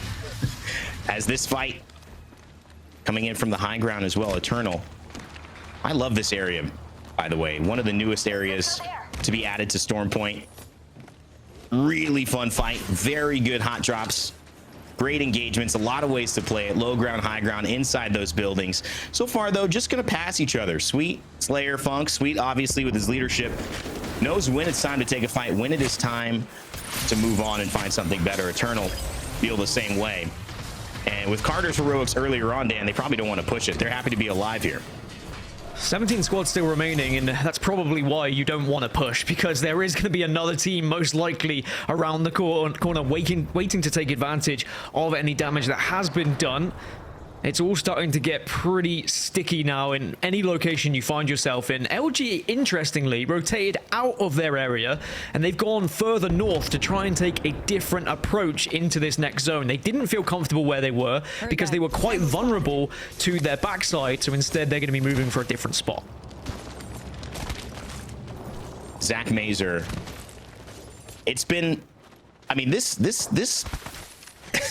he is one of those players that truly just has always been a part of the NA scene, whether it's been the highs and the lows. I mean, from getting to land, getting ready to go ahead and play with Cloud9 and catching COVID at the start of that event, to the numerous roster swaps. Now with Shubi and Zap, maybe a resurgence here. Obviously, a fight win in this one would bode very well for the confidence, and it looks like it could be going that way. Crook in trouble. Horizon, Black Hole up on top. There is a down to Zach, though, so it's going to be up to his teammates, Shubi and Zap, to try to finish this off. Did Zach get enough for them? As we're on the wide, we do see Drop-In Gaming eliminated Zach. The perfect entry there opens the door for Shubi and Zap, quite literally, and they get the downs. And that was a nervy time for them, for sure. And it seems like every fight has such importance at the moment, because if you even take too much damage, there's always the possibility that some other team's just going to dive on you. With how many teams there are, and speaking of diving on each other, look how many teams reside here. Optic, Complexity, all trying to stay alive alongside one another. And Complexity have already lost one, but they were able to stay and get second place as a 2 before. Monsoon does a lot of damage, but takes plenty as well. And Complexity have got to be careful here. One of the best in the business. It's up to Kimchi. And it's not going to be done. Dropped. Skittle Cakes knocked. They don't chase the fight comes to them, and they handle it. As you would expect, professionals in business. Class act. Dropped will now pick up Nox. No gold shields or anything to help make that easier, so they'll just have to use the resources inside the building, but they should have a few armor swaps, at least 2 blues, in case there's anything immediate. Medkits will stabilize. Round 3 about to close, Dan. Things are starting to get testy. We are running into that time of the game where there's just not enough room for all these teams to coexist. And this rotation is going to be a tight one. I mean, over half the lobby is outside of this next circle, and they're all going to have to start inching their way in, but they're going to be exposed to the other teams who are nearby. DNO actually hold a good position on the southwest, and Optic are going to have to push in ever so slightly. They're going to be greeted, though, by the likes of Dark Zero, the likes of Oblivion, who are just slightly north than them. And this is the rotation I was talking about earlier. LG still on the northern side of this circle, still making their way around, and still avoiding fights. Very interesting. I mean, they have really chosen to take this different route, not just for that immediate interaction where we saw them pass by Carter and squad, but you're right, just to take a different approach. They've got the evac tower. They can go over height. LG curious if they're going to try to go southwest or southeast. Now that they have to, southwest leads them into Eternal and Skirt, and that is where they're going to go. They're going to land right above this squad. You might see them in the screen actually flying down above, and they're going to land now. So Eternal have another team to worry about. They actually pass Oblivion, and Eternal just trying to fight for their life, doing it the old-fashioned way and walking, while Dark Zero found a little bit of space in that zone. They should be okay for now, but they are on everyone's radar. LG threading the needle, by the way, have found themselves almost center zone at the moment, really picking their time perfectly. You wait for the commotion to happen, and when it does, you can fly through the air, sometimes unnoticed. Optic eliminated, GKS also eliminated, Eternal down to a 2, but at least able to put down some good damage as a squad at the moment just to make themselves big. But there are plenty of teams in the area which could prove to be difficult for them when they do make their rotation from this northern side. It's Dark Zero who are close. Elsewhere, look at all the teams here on the southern side. Yeah. LG, Ape, FaZe, Flat, they're all here fighting. Yeah, Panders and Zerturkey again gonna have to do work. Snipe down is down already. In fact, he cannot be picked up this time, has to deliver to the banner, to the beacon. And so it just may not be enough for them to sustain fully. They want to get the KP. That's going to be one, could be a second. And now they're going to get the res. This was chaos, and you can see it continuing. LG a part of that as well. And they're moving in just at the wrong time for FaZe. On the other side of your map, we're not watching it yet, but just to keep an eye, TSM, Elevate, and Oxygen Esports are about to have to do the very same thing on the other side. But right now, LG, they're the star of the show. Let's listen in and see how they handle it. Okay, yeah, that's what I was thinking. Batting. I'm holding for you. I'm probably most likely going to literally hit the fucking can. Can I make it? Can I make it? Yes, you can make it. Okay. We're safe on this wall right now. We're safe on this wall. We have full control of this little hill right here, guys. We probably are just gonna play close side island, okay? On my yellow. Yes. We're probably gonna walk in super late. We're gonna wall one direction, play the other side of the wall, shoot behind us, shoot these fuckers behind. They're all gonna come down bottom door and pre-arcing in front of them. Come right now. 40. Crack. 60 flush. One. He's literally one. So guys, let me play for these kills. I do. Just keep walking. We're gonna go to cannon. On the cannon, close. On our cannon. We just play the one. They died. Go cannon. Wall left. Get to the cannon and wall left. Get to the cannon and wall left. Get to the low wall. Yep. Cut the rock off. Wall. No, batting. Alright, that's actually not bad. Wall's fine. On the left get to the right side. It's a solo, I'm pretty sure. There's no one here. Just show, I'm nading this. I'm closing the gap. There's two team behind them. Play the right. Get to the right. Bro. Cat cracked. From 50, it's a 4 different team. Very light foot. They're hard fighting. Yeah, comms. Just give me comms. Let me know what you see, okay? Let me know if you see knocks. They ran into Oblivion in both senses of the word. Sweet, the only one alive. Arcology Akimbo holding down the central space. Dark Zero and LG, the other two teams there. TSM has made their way to the southern side, though, Dan, too. And they have found a little bit of space on the outskirts, but it is tight in the bushes. And you can say, who has your eye on maybe the best spot here? TSM certainly in a good spot, but lack of coverage. I mean, you look at this final circle, by the way, so much open area as Dark Zero also able to take out Oblivion. Dark Zero going to be approaching from the west. You've got Oxygen who have a little bit of room to play with on the northern side, and then TSM on the southern. Those are the three teams that want to keep an eye on. LG just a rat. Sweet's done very well of making the best of a bad situation, by the way. That entire rotation that LG made was an incredible decision from them, but unfortunately just not able to get going in the fight and surprised by one of the squads on the rock. Elevate could annoy Oxygen here, and they will start to approach the fight, but they have got a down onto Zep.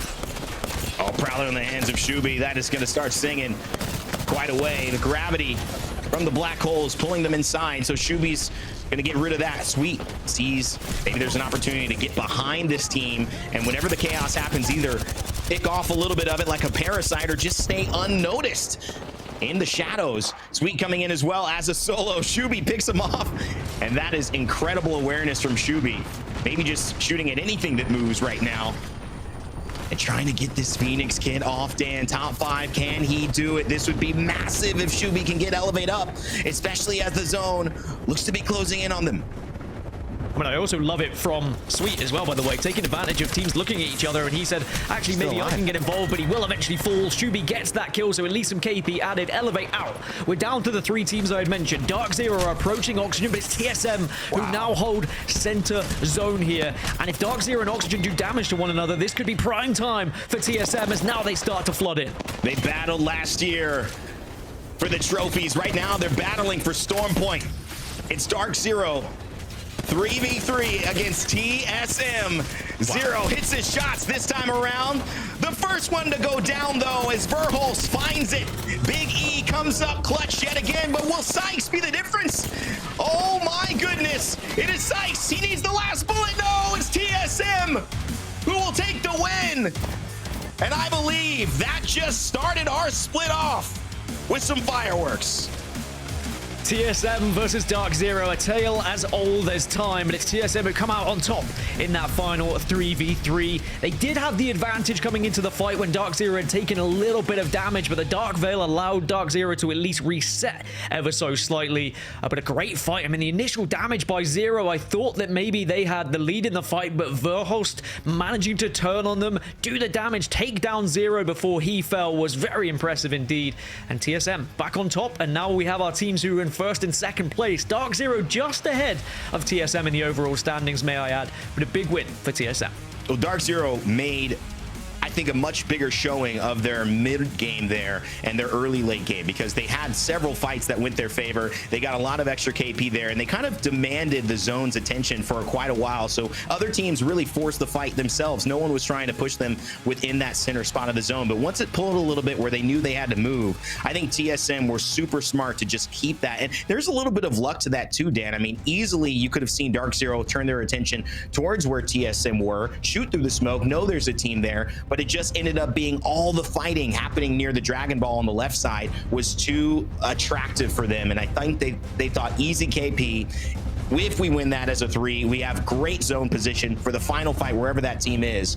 And ultimately it ended up being the right decision, because even though they didn't win, they got the most points overall here. 21, TSM with the actual victory, and maybe the moral victory, or the emotional victory against DC. But Oxygen Esports, Elevate Gaming, and LG round out your top 5 with a shout out to Oblivion, who again have a pretty solid game too. Yeah, I think if you were to go back and watch the rotations of TSM, Dark Zero, and LG, all very interesting in their own way, but all brilliant IGLs showing why they have, the achievements under their belt that we've been able to see across the years, because there were some very interesting decisions made, but also ones that were very important to keep their team alive at the right time. And then a final 3v3 like that, I mean, we'd love to see those engagements happening time and time again when you get straight 3v3s. Sure, Dark Zero taking a little bit of damage, but they still did have an opportunity in that final engagement. As for other squads, plenty of points picked up by the top 10, but there were also the ones who struggled in the early game, whether it was down to losing an early contest or just getting peeled off by other squads holding their rotation. The bottom 10 looks this way. One of the interesting elements of a BR, and especially this type of format, is you could take some losses in a way that feel like, wow, we didn't get the win. But when you look at the points, you look at the overall value, Dark Zero has to keep the mentality that we had a great game there, even though they lost not only the team that they were fighting for in terms of LAN championships last year, but the team that is, I think, their spiritual rival here in terms of winning the entire thing this year again. And so, yes, that might be an ego blow, but still, you got the job done. Head focused on where you're going, Dan. And in terms of average placements, in terms of kills, and specifically damage, Dark Zero edging out the tally on that. Yeah, and you can see this is the comparison of their match 1 rather than match 2, and it shows how similar their match days have been. Match 1 was a situation where they both kind of came 5th and 6th, and then match 2 was a scenario where they end up in 1st and 2nd, and that's why there's only a point to split them at the moment. Two teams who are very closely contested, but it shows that Dark Zero, with this new change, they are up there and they are competing well with TSM. Let's go to a break, everyone.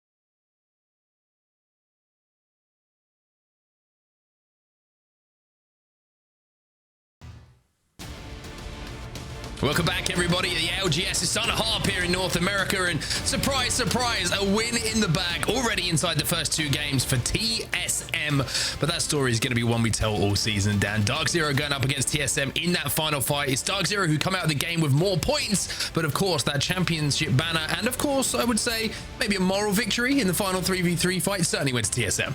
And also, you know, there's always a chance of bonus points if you can get victories on the board. Remember, there could be 1 extra point if we see TSM get 4 victories today. When we see it, it's unlikely. Very, very often we don't see 4 victories for a squad. But these are the series results from the first 2 matches. Dark Zero lead the way with 30 points. TSM just 1 behind them on 29. So it's very closely contested at the top 2. But after that, Oblivion still featuring in the top 3 on 24. But then it's all to play for from there below, Mark. Anyone can jump into the top 10, and all it takes is 1 good game.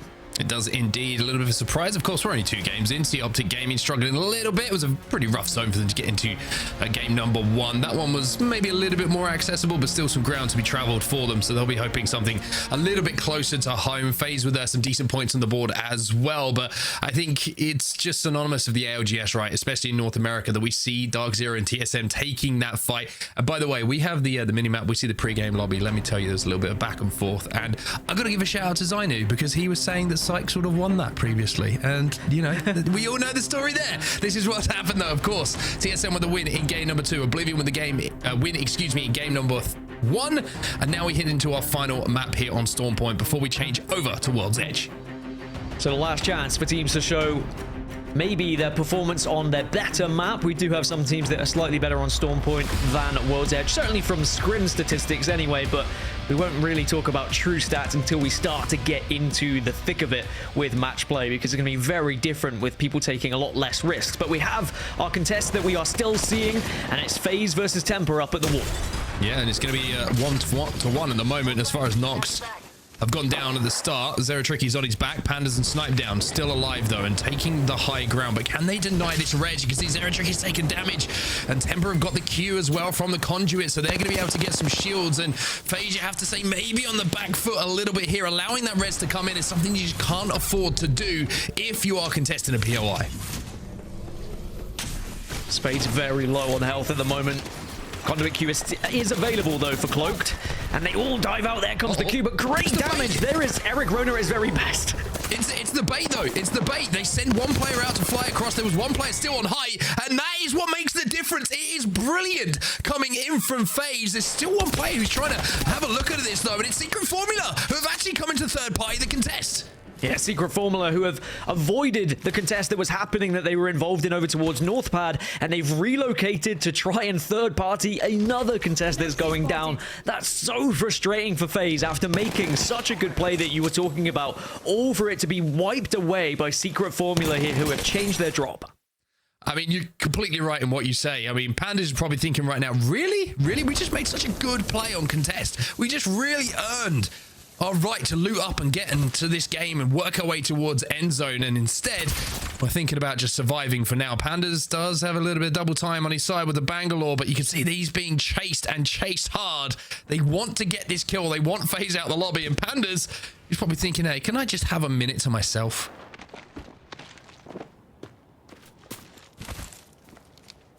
There's no way he didn't see him. I just thought I wanted to be quiet for him there. I didn't even want to let out a breath as he hoped that they would walk by. Now back down towards Echo, where Atheno again facing this fight against Drop-In Gaming, and Drop-In able to do some damage with the Mozambique. I love the Mozambique on contest, by the way. I just feel like it's one of those guns, if you can find it, you pick it up because it does so much damage. And Drop-In Gaming look like they've had, I would say, certainly the better side of this contest in our first 3 games here on Storm Point. They seem to just be constantly outputting damage, and you can see it from the shields as well. Mostly of the time they're coming out of that contest with blues, and that usually is a pretty good indication. But again, they have to be careful of any third parties arriving. Here is your map, though. Now the, shall we say, the early fisticuffs is done and dusted and everybody is on the map, this is where we're going to be going. It's looking pretty central, maybe down towards Barometer again.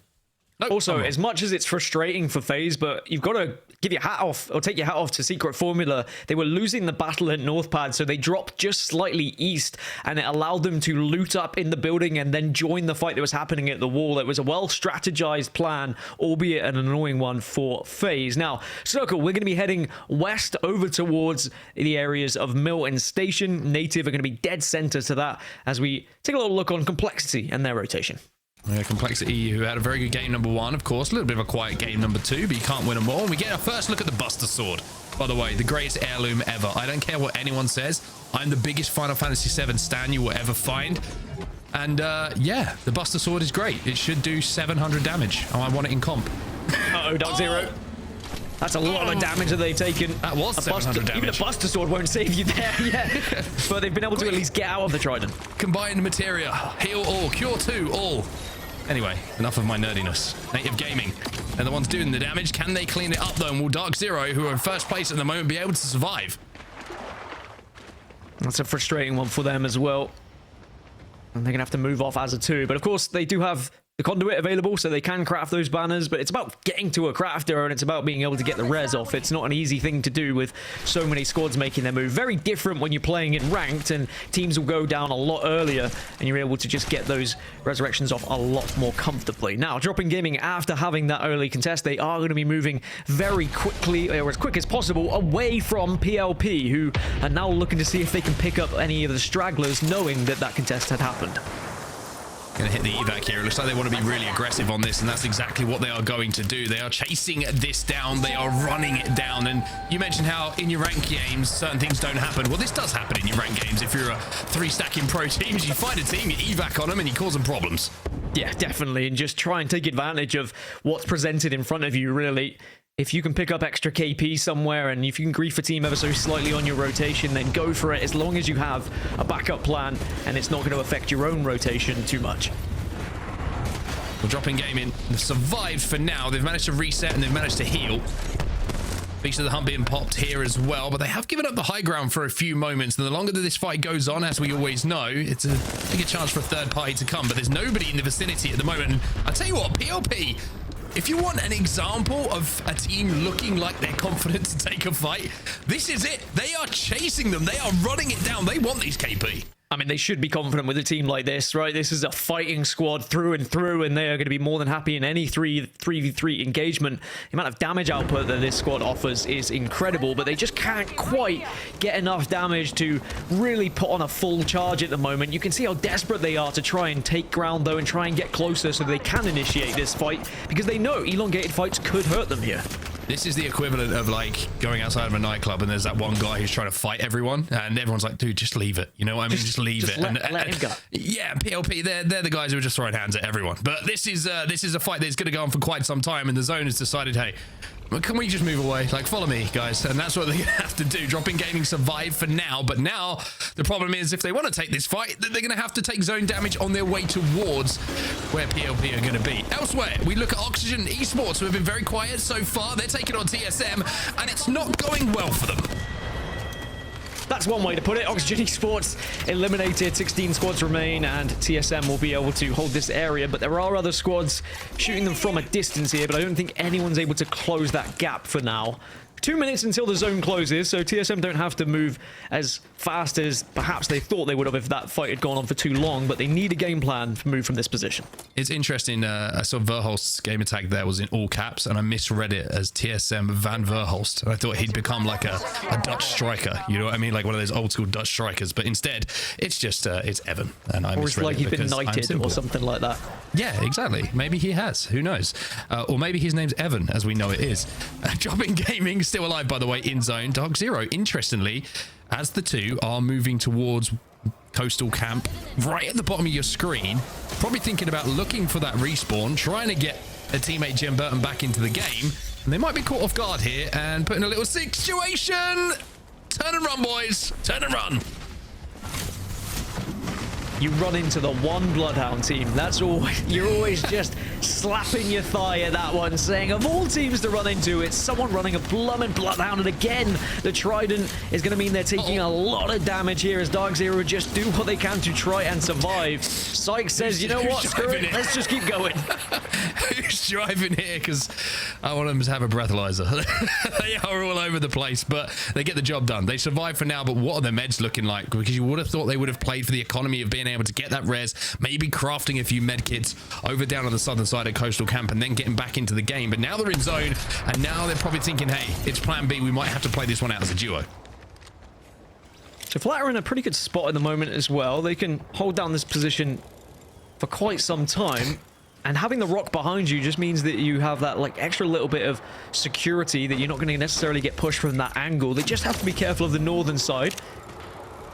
And they could certainly grief a few teams that are arriving late, but speaking of arriving late, sneaky. Oh dear.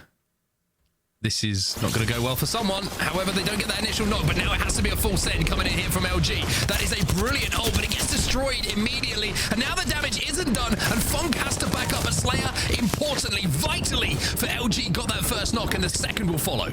Big nades from LG there, bouncing off of the black hole and making sure the nades go in afterwards. So even if the team destroys the black hole, they would have been a little bit stationary putting those shots out onto the black hole, so they'll still be vulnerable to those grenades, and LG will be able to survive. Dark Veil has to go down just to give them the extra little bit of cover. They clean up the rest of the kills, but are they going to be able to survive here? Because there are still teams who are doing damage from a distance. LG just need to reset. Yeah, it's a little bit of a rough spot though, because you can see they're being shot from Pylon, they're being, it's shot from Ceto Station, they're being shot from the teams who are inside a mill at the moment, Optic Gaming and Elevate, and they kind of, when that Dark Veil goes, they have to make a decision. They have to make a play. Will they slide down and try and play underneath the building in front of them, or do they just try and find a rock to play behind that denies those LOSs? Dark Zero's story continues though. Jim Burton is still just a banner. Just a banner. He's more than just a banner, Jen. He's more than just a mean. banner, but it's a pretty scary banner to be holding if you can get hold of it and bring it back into the map, I tell you that for sure. But it's going to be a difficult journey for them as PLP now having a little scuffle outside of Jurassic Park. Monsoon's also got a knock in the kill feed, so teams now starting to be forced together as this zone is closing, and there are still about 4 squads outside of this circle, so this kill feed's about to be lit up ever so slightly. Yeah, this is PLP, Skirt, and GKS all in the vicinity of each other. It's one of those three-way fights that you don't want to be the first team to take a knock. You want to just try and play a corner, output damage, force one team into the other, and that's what GKS are trying to do here in this corner. Sorcerer with that scout has almost got the perfect weapon to do so.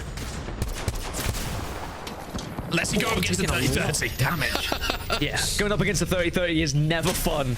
It really can chunk you down. But at least they've got smokes just to stay alive. And they're a little bit worried, I think, about the teams arriving from the east side. So that's why they're playing this one very slow. Plenty of teams still in this lobby that can cause you an issue as the zone continues to pull west, which is even worse news, really, for these teams at Jurassic who are going to have to move as far possible across the map to go there. This fight is continuing to go down, and now you're going to see with a minute or so left before the zone is a problem. The push is going to come in. You peek, I teach. Very, very simple for Chaotic. He gets taken down by the R9 of Phony. Now they're trying to find the rest of the squad.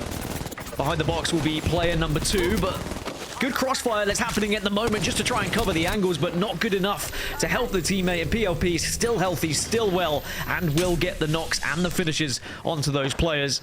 So PLP doing very well just to time that push accordingly and make sure they take advantage of one player being slightly out of position.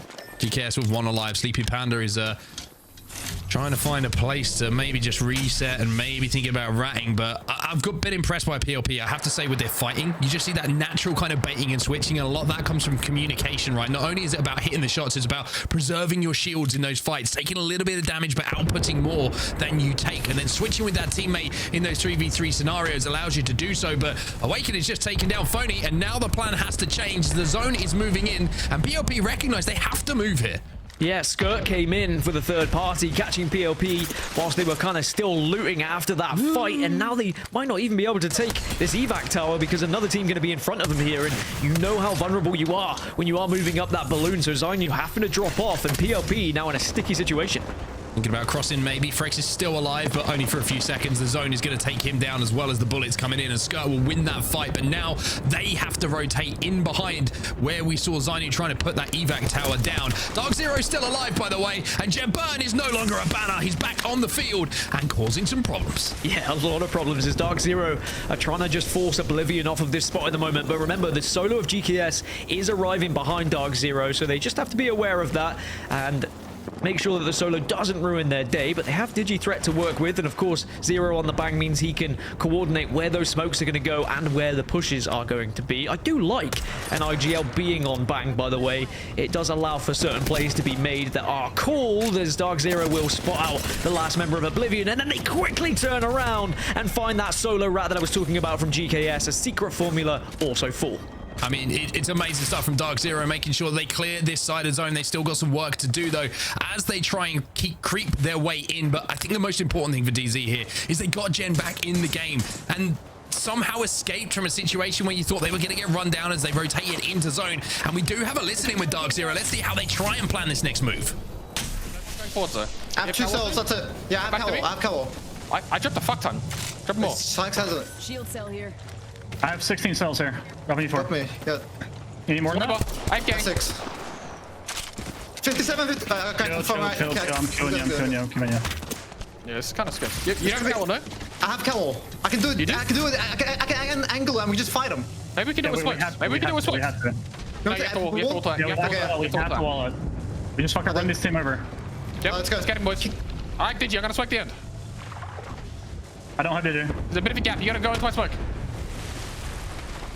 Arc side. Get left side first, so you safe from the teams. They might have run. Lay there? They ran to the cannon. Cannon. We do have to go again. No, we'll remember. Get nades. I got golden off. There's all triple off. Get all the stuff, please. Yeah, I'm getting it. I got one of them. No, we don't have enough. I just got fucked. I pump my bat now. You gotta come left on me. I have control. Well, plan 1 of the rotate was pretty good. They forced the team away, but you heard Zero say that's essentially part 1. We still have to do this again. Dark Zero with a low roll might have been blessed with some ult cells, but can they get the wall back in time? Yeah, there's a lot of stages to a rotation. You might have got the initial phase done, but then you start after thinking about phase 2 and how you're then going to lead the charge and lead the rest of the team. Now, LG, who had a very interesting rotation in the previous game, have also found themselves in a pretty good spot here on the northeastern side. They do have to move into the zone, but they have cleared the majority of their backs. Depending on what happens in the fight between TSM and Eternal, which is going down here. Well, it's going to be Reps who gets that first knock. Elsewhere, Optic Gaming were eliminated as well, so their slow start here on Storm Point continues. They'll be looking forward to getting off this map and getting back onto World's Edge, but TSM now make their move forward. There's a couple of teams in front of them, and they're going to have to deal with them, and Verhost zooming in and out and snapping onto those in front of him. He just ran them over. The comfort pick of the Hemlock as well, being in the crafter, means that Verhost is more than happy. Said, if we find a crafter, I've got the gun that I'm most comfortable with and confident with, and you can see why. As now Dark Zero fighting against Native. Rambo taking the high ground, and Sykes and Zero are quite low here, but they are fighting back.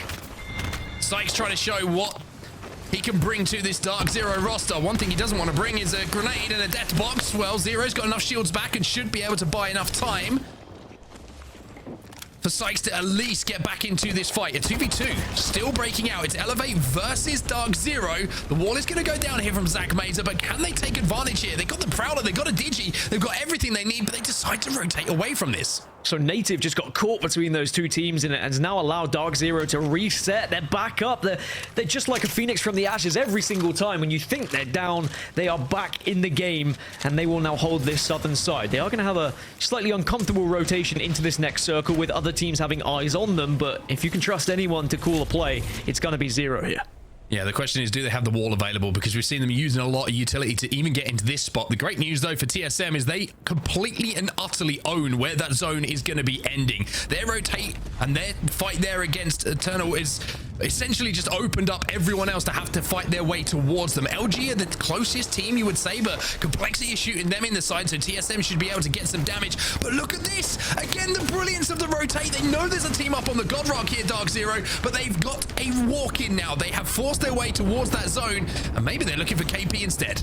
Well, they forced the bang out as well, and then they reposition slightly as Shooby-Doo, you're back in the game, are you? And he's going to get involved as well, as E8 still going to be a threat on this map, as now LG are making their way uphill. As TSM have got eyes on them, though, and it's not going to be fun for LG. TSM with the ultimate high ground right now, and as you said, prime position to potentially win this game.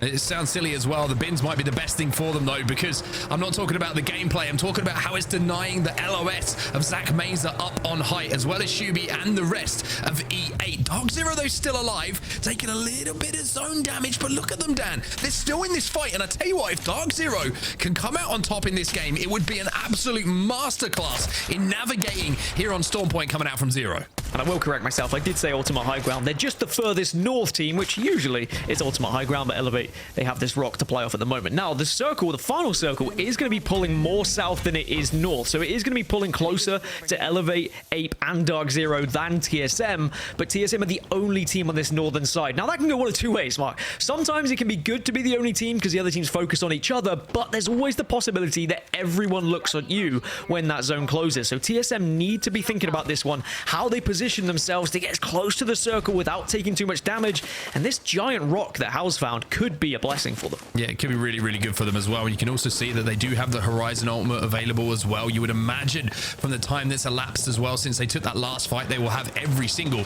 piece of utility, like the Dark Veil to go down as well, to maybe split this zone in half. But Shuby's got a wingman, and we know this care package weapon is pretty much as strong as you could imagine, and with some smokes and a digi on it, he can cause TSM problems here. Dark Veil going down, and E8 look to be potentially sending, but there's going to be other players in the area, which might just ruin this push a little bit, but they're able to get the shield swaps. Now TSM have to be aware of where Elevate are going to be coming from, as Dark Zero now also throwing down the Dark Veil. A nice cross for you that you love to see. Looks like an A, Mark.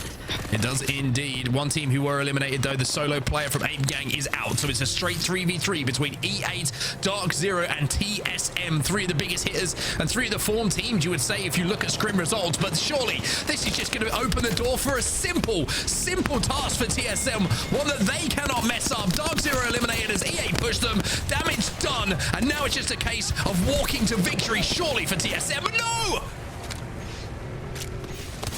The fight has turned on its head here. Shuby's still alive, but no, TSM will manage to close it out. Just for a second, you thought Elevate might be able to pull something out of the bag, but no, TSM back to back as we finish our games on Storm Point. There's always that heart-in-mouth moment when you see a knock happen and you wonder, could it be the turnaround? But yeah, TSM going back-to-back, and now I joked about bonus points and winning 4 games, but they're halfway there, are TSM, and it could prove to be very vital. They got that victory previously against Dark Zero, but again, the rotation is on point. TSM knew exactly where they wanted to play. They are the best team in the world. We know that, and they are proving why they are the best team in the world at the moment, still dominating here in Pro League. I think the scary thing for me is how comfortable they're looking in their team fights at the moment. Every time we've gone to their POV so far, you know, Oxygen, a fantastic squad, right? But just got absolutely decimated in the first team fight that we saw them in against TSM. And then we saw the fight against Eternal, and it didn't even look close. You know, the amount of damage that was coming out of the Hemlock of Verhost, and you quite rightly said, like, that gun is still incredibly strong. If you can take the time to craft it, you should be taking the time to craft it. And I mean, the job was made pretty simple. Their decision was made pretty simple, as the two teams below them had to fight. You know, Dark Zero and E8 were going to have their line of sight clash, and TSM just had to clean up the pieces. One player did go down, but it never really felt like they weren't going to win that one. And with 12 kills alongside it, it's a 24-point bomb coming in from the 2023 ALGS Championship champions. And you always wonder when you go from a world championship into a new season, is the best team in the world going to skip a beat? Is meta changes going to affect them? Is new legends going to affect how they approach the game? And TSM still performing well in this meta and starting the season just where they left off. So I'm sure TSM fans will be more than happy with the performance that we've seen so far. But we have to also shout out the consistency of Dark Zero and how impressive it was that Dark Zero even got to that point. They had their backs against the wall for the majority of the game, were able to get back up to a full 3, and they pull out 9 kills alongside it. So still a very impressive performance from them. Yeah, very, very strong performance from them. Elevate as well, 16 points for them. And I mentioned in the pre-show that this is a team to watch because I feel like there's something good brewing here, and they're kind of going under the radar. Maybe a few names which don't catch the headlines, but it's the teamwork and sometimes the natural synergy that gets you into some great positions and creates a great team. And Elevate is showing really, really good signs of that. 16 points for them. 8GAN managed to wrap their way into some placement points as well. Complexity with some decent. LG with some good KP, but in that end game just got cut down on the cross. And another quiet game for Optic, you have to say. Well, speaking of quiet games, our bottom 10 was still featured at points. It's not too many zeros. Teams still able to pick up KP and pushing their fights when they are available to them. Temper and FaZe, after having that initial contest, sadly for FaZe, even despite the fact they won it, they were pushed by Secret Formula, who had moved from their initial contest to take another one and take a third party off of FaZe. So unfortunately, FaZe won't have a chance to respond to that here in this match week because we're going to move to World's Edge next. But certainly interesting to see teams change in their drop spot depending on what's going down.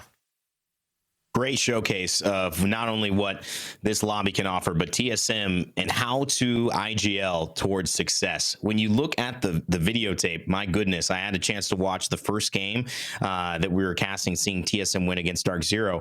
They walked up on that final 2 fight the same way they walked up on the final 2 fight right here.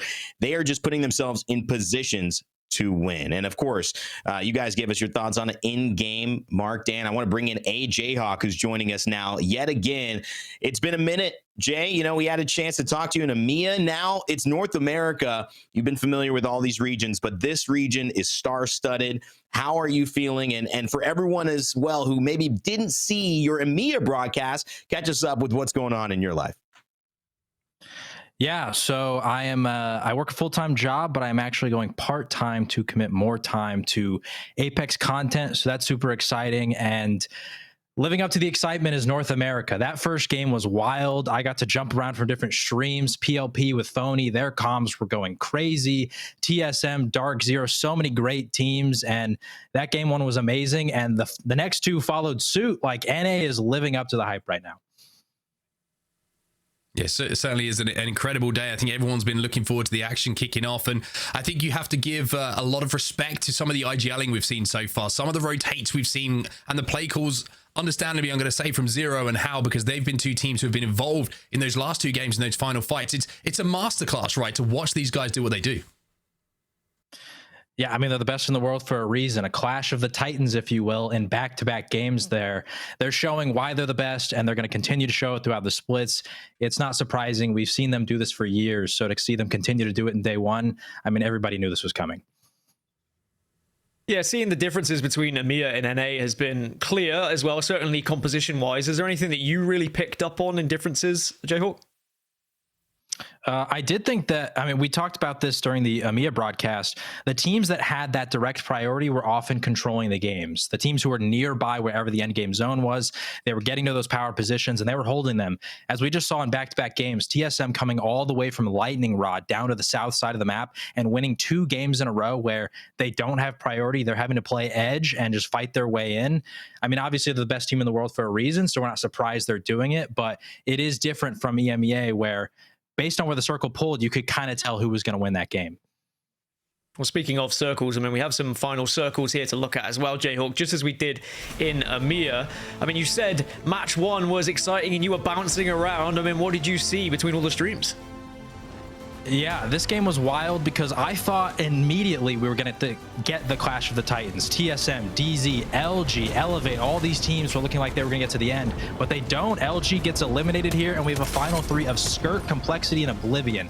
And I loved it because these are 3 teams that have something to prove. Complexity with a roster change. Skirt is a unison of multiple different players from other teams, and Oblivion coming from the PSQs. It was a really great end game, and I loved that to start off North America, some teams that people have had questions about sort of answered those questions immediately. Now, can they continue to do it throughout the day? That's the big question mark.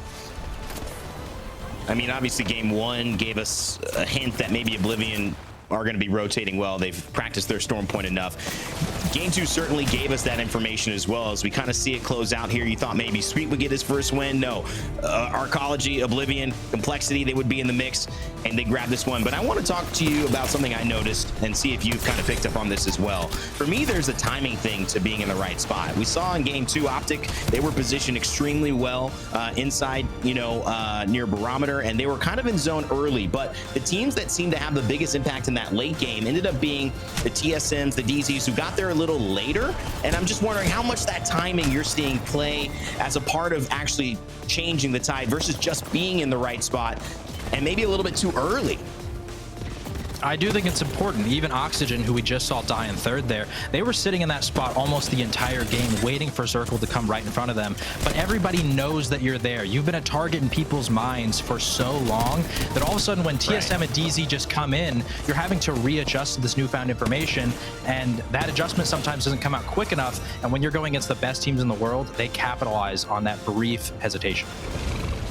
It's kind of a weird thing, but it's the old idea of the, everyone has a plan until they get punched in the face. Doing the punching in terms of Apex terms really does allow you to be the one, I think, maybe with the step forward. This one, though, interesting. Do you think DZ and EA just decided, hey, best we can play for a second here, or was this just the nature of how these catalyst walls set up? I think realistically, based on the positions that TSM had, they had the most cover, so naturally the other two teams are just going to duke it out and see what happens. But I do want to shout out E8 here because we've been singing the praises of TSM and DZ.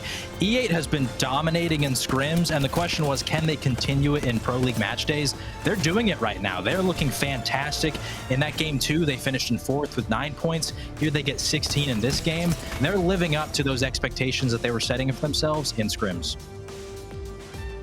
And here are our final points. As you mentioned, TSM Dark Zero Elevate, they go step in step in terms of not just their gameplay in that final zone, but in terms of the points. Our top 3 teams, Oblivion with a good first and second round that's netted them 25, and LG always going to be a threat when you have someone like Sweet guiding you towards the end game. But taking a look at this entire roster, A versus B, Jayhawk, since we have you here, what's maybe the biggest story you're looking at now for the second half, our next transition into our last 3 games on World's Edge?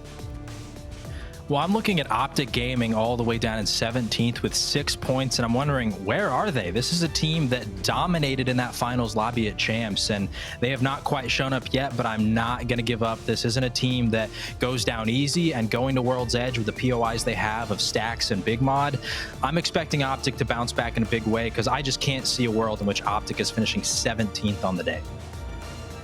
Mark, I'm going to lead it to you as well. Any thoughts on what we need to see in this next half of these games for these squads?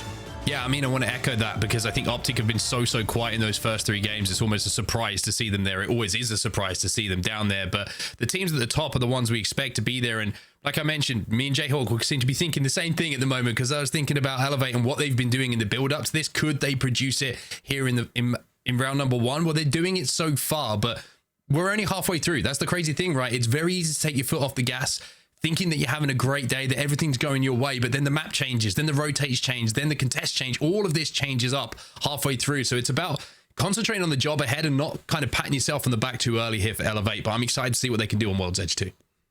So, AJ Hop, before we let you go, I kind of wanted to give you a chance to do what you do. I mean, you're going, part-time, so it's going to be more of these videos hopefully heading out. Every video starts with what story do I want to tell?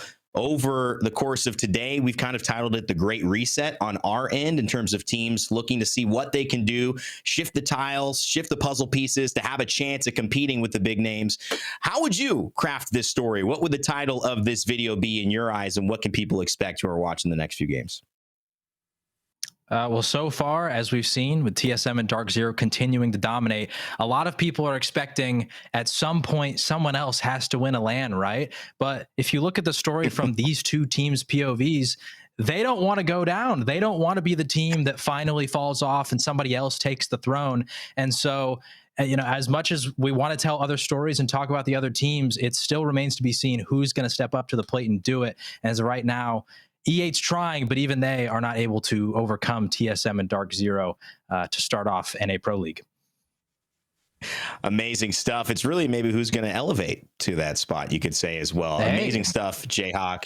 Thank you so much for being with us and hanging out on our halftimes. It's always fun.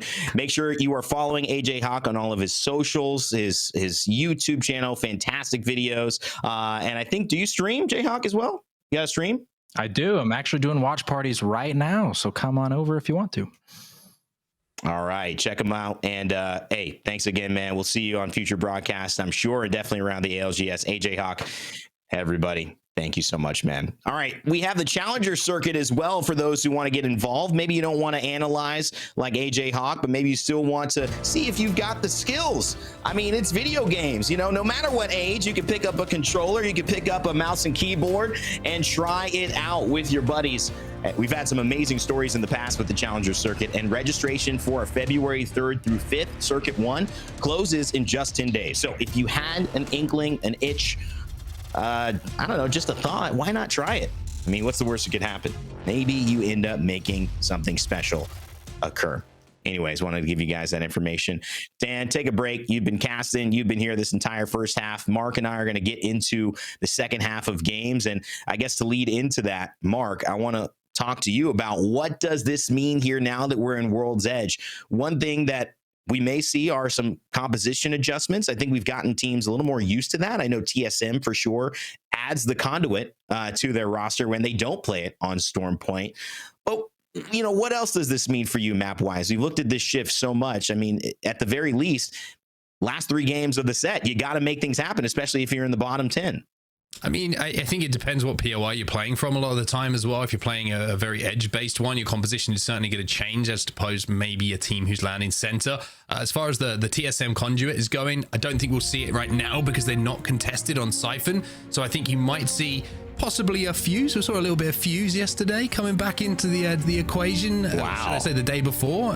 We'll have to see. You know, we'll see what they pull out of the bag. You know that Raven's certainly got the whiteboard going in the calculations on what is going to be the best play. But we'll have to see, right? I think we're still going to see Catalyst. We're still going to see Bangalore. We're still going to see Horizon. Question is, are we going to see any Scan Legends? Because we've seen rat plays certainly be effective in those tunnels that kind of link a few of these POIs. So I'll be interested to see if Bloodhound does pop up once again.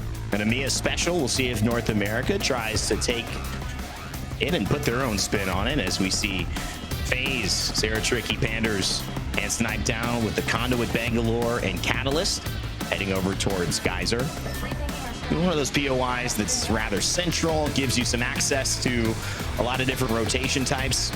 Not everyone's favorite all the time, I would say, and you know, we do see a few in-game circles that can be a real mess over here, but FaZe electing this to be their spot, and right now in the midst of a little bit of a challenge. That's that Fuse you were talking about with the knuckle cluster right there. Yeah, we are going to see the contest go down. This is one that's been going on for quite some time as well. It's going to be Dropping Gaming versus FaZe. You just wonder if this is going to be a contest where nobody got any opening damage. So is it going to be one that's a slow burner like it has been in scrims? I mean, honestly, this contest seems to have taken for 5-6 minutes to be resolved. Or are FaZe going to rotate away and try and play a little bit of a smarter game here? Go over to the no-name village, go over to the... and just see if they can grab a little bit of loot and continue on their way. Elsewhere, you can see the survey camp is looking a little bit ugly at the moment for 2 teams because there's some punches being thrown here. Complexity are going to be one of those teams. And of course, we have another team in front of them who's trying to take away the long-term POI here of Cole. Lou, we know how gifted from a mechanical aspect this player is. Kimchi Lee helps support what was already a pretty well-earned fight. And he just pushed forward and they get 3 kills. That's a nice start for Complexity. As we switch gears, early fighting as well is something that we'll see probably more so as this day goes on. Teams maybe get a little bit more desperate, and you know, in some ways we'll see teams possibly give up, but it's always a risk to go ahead and challenge. You never really know, and especially game 4, so pivotal, Mark, and just setting yourself up for success to have a good placement in day 1. Skirt have done so, staying in 6th place and having a little fun on the Mirage ship as we get an overview of the map. What are we seeing? Well, it's important the complexity won that contest because the zone is going towards where they are basing themselves at the moment in that train tunnel. Native Gaming, they're in a really good spot as well. PLP, of course, they're going to be moving in. And this is a zone where you want to control that northern side, right? If you can get into a position, maybe hold down the northern side of that tunnel. If it pulls all the way north, you're going to have the least line of sight onto you. Being able to play in that little crevice that complexity are maybe looking to move into now. Everyone working around survey camp, though. It looks like it could pull that way, but we do see the pull back towards Skyhook sometimes. So it's an interesting zone. I kind of want to see where the traffic goes, where everyone hedges their bet a little bit here, because it's one of those can go either way, and there doesn't seem to be a clear kind of defining a definition of that zone and where it's going to be pulling. Yeah, and it does tend to be a bit, I mean, I think clear to a lot of these pros where the circle is ultimately going to end. So you may see some teams try to move a little quicker just to get into those zones, feeling a little bit more confident into where it might be. But at the same way, we've seen a lot of teams showing up late in those final circles have the better end of it. Phony can't quite decide if he wants to stick into that fight. He's going to retreat back with his squad and into the doors. The safety of some long-range pressure with PLP, Arcology, and Oblivion taking the trailer to the other side of them. Native as well holding the trailer opposite. So very congested in this camp.